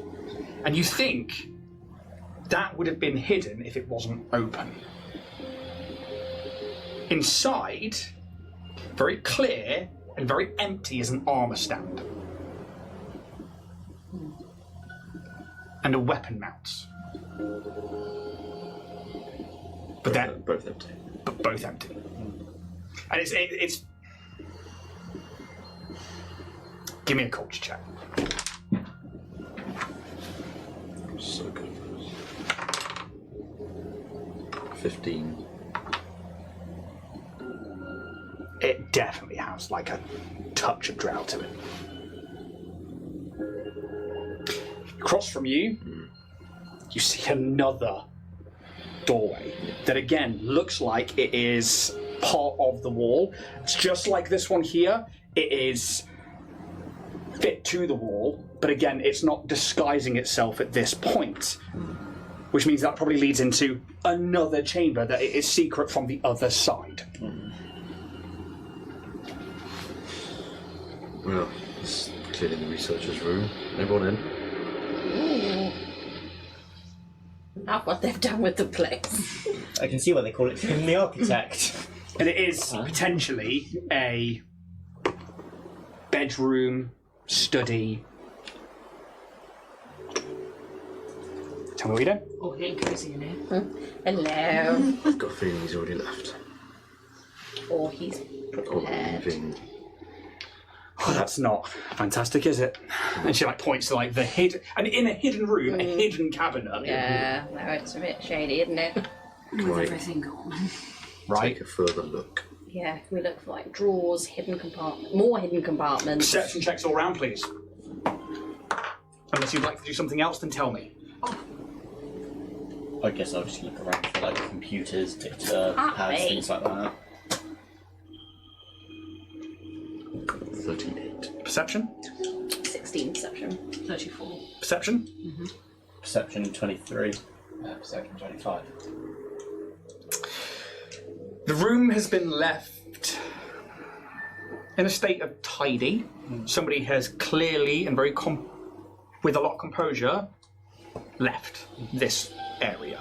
They haven't turned anything over, nothing's damaged, but you can see that things have been taken from a small desk at the side. Who got the highest, sorry? 38 perception. Sorry. He sensed this drow architecture. He's seen it before. Yes. Clearly dropped by mistake on the floor and like kicked away or slid under the bed. A small data tablet. I wonder what it says. Read. Draconic. There is also a handwritten note that you find there with it as well that looks like it maybe has fallen out of another set of notes that says, "Perfection is not a gift, it is an addiction. I have paid my part and my dues." It's quite a long one, so this might take us to the end of the episode or something. Kind of why I wanted to... Right, we ready? Yeah. Do it. Story time. No. Research log. Draconic Integration Initiative. No! What? Subject designation, Dynaxis. Project code name, Nexus Ascent, Draconic Bloodline Fusion. Lead researcher, Dr. Fritz Uneritos. Psycho report entry number 42. Status unstable, ongoing. The long-term integration of nanites into non-humanoid biological architectures continues to yield inconsistent, though instructive results. Of particular concern are subjects bearing draconic bloodlines, whose physiology appears to be inherently resist nanite bonding at both the molecular and arcano-biological levels. The process is no longer one of compatibility, but of survival against an immuno-like magical rejection response. Integration response. All draconic strains tested thus far, from scaled wormlings to more obscure blood-bearing hybrids, demonstrate accelerated deterioration when nanites colonies attempt bonding. The arcane substrate within their cellular makeup interprets nanites as invasive threats, triggering violent systemic rejection, necrotic cascade, or spontaneous magical discharge. Even direct cybernetic augmentation has failed to bypass this resistance, often destabilizing within hours post-surgery. Only through combined pain induction, genetic state destabilizers, and prolonged molecular override cycles have we achieved brief periods of nanite acceptance, but the cost is constant. Deterioration that can only be managed via routine application of nanite stem cell bolstering. Wormling response to integration. All viable captured subjects, primarily draconic wormlings sourced from field raids on Triaxon clutches, have displayed the same catastrophic failure pattern. Within hours of initial nanite infusion, affected tissue begins to rot from within, a fusion of magical and technological necrosis that is both unpredictable and violent. Observed effects include arcane flares bursting from the bloodstream as nanites trigger mana-borne autoimmune reactions, internal organ collapse due to mana node overpressure and cybernetic energy backflow from power source, spontaneous deterioration of flesh where nanites attempt to encode neural directives into arcane-infused body parts, vocal cords seizing mid-scream replaced by static bursts of corrupted spell residue. The decay is not passive, it spreads through the subjects like wildfire.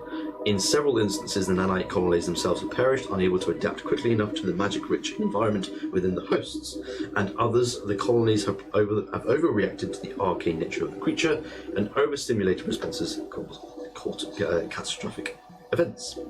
Subnote 12, one juvenile subject displayed brief stability, subject WYBI09.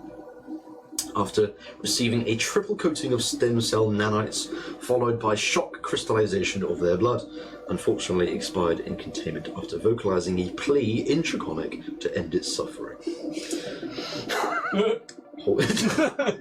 Containment teams are reminded to incinerate compromised subjects within 6 minutes from confirmed necrotic onset. Delay increases risk of arcano-technological contamination. Sample sources tests have been confined for viable captures, specifically Draconic wormlings taken with Triaxis or eggs, exfiltrated from deep within high clutch sanctums embedded in Triax and society. These operations are high risk and require multiple decoy missions to obscure true intent from both our own operatives and external watchdogs. On staff deception. The full truth of our objective remains obscure to all but myself. Most subordinates remain intentionally misled, dispatched to capture irrelevant monstrosities in the name of ongoing field data acquisition in the hopes to create non-humanoid weapons for Keydell to use on other planets. These distractions serve as operational smokescreens. The charade, even though growing to tedious, is essential. Dynaxis's command demands secrecy layered upon secrecy. I play the fool by design, but the Council will do the same.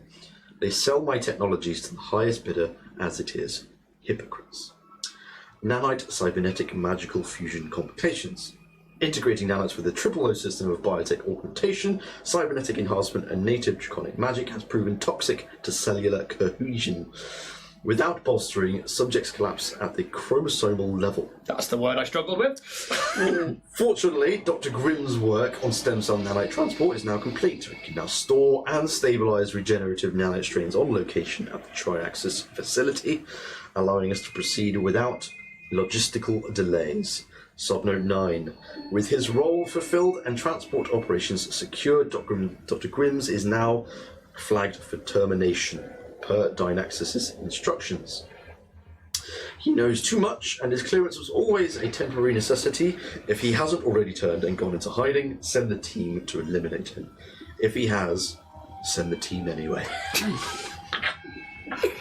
Subnote 10. Subject 5 continues to show emotional hesitation, particularly in kill scenarios with these monsters.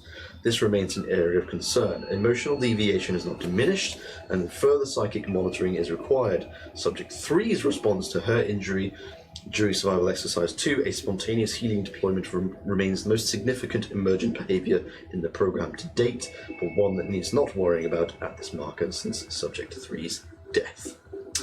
Subject 11, Subject 1 and 2 have proven flawlessly compliant, ideal products. Their predictability helps to stabilise Subject 4, who performs better under their example. Additionally, Subject 4 appears to enjoy the ongoing field missions, particularly the monster hunting, which remains entirely fabricated. Their ignorance is useful. Recommendation: research must continue under present conditions. Integration remains elusive, but failure is not an option. Triaxis facility transfer is approved for next phase experimentation. The secrecy, the false missions, the layers of all lies will serve the will of Dynaxis, and ultimately they are the benefactor, whose ancient physiology remains the reason for this endeavour's existence. Their perfection is close at hand, and I will see it complete. Their line is more noble than any of the matriarchy I was born to. They sit rightly above all else, even if their own kind would call them an abomination. They are the next plausible step in the biological and technological evolution of life. The perfect being. And we'll see you next week. Thank you so much, podcast and YouTube. We'll be sticking around for the Drift debrief, but until then, thank you so very much. May the dice gods be ever in your favour. Until next time. Ciao, ciao. Bye.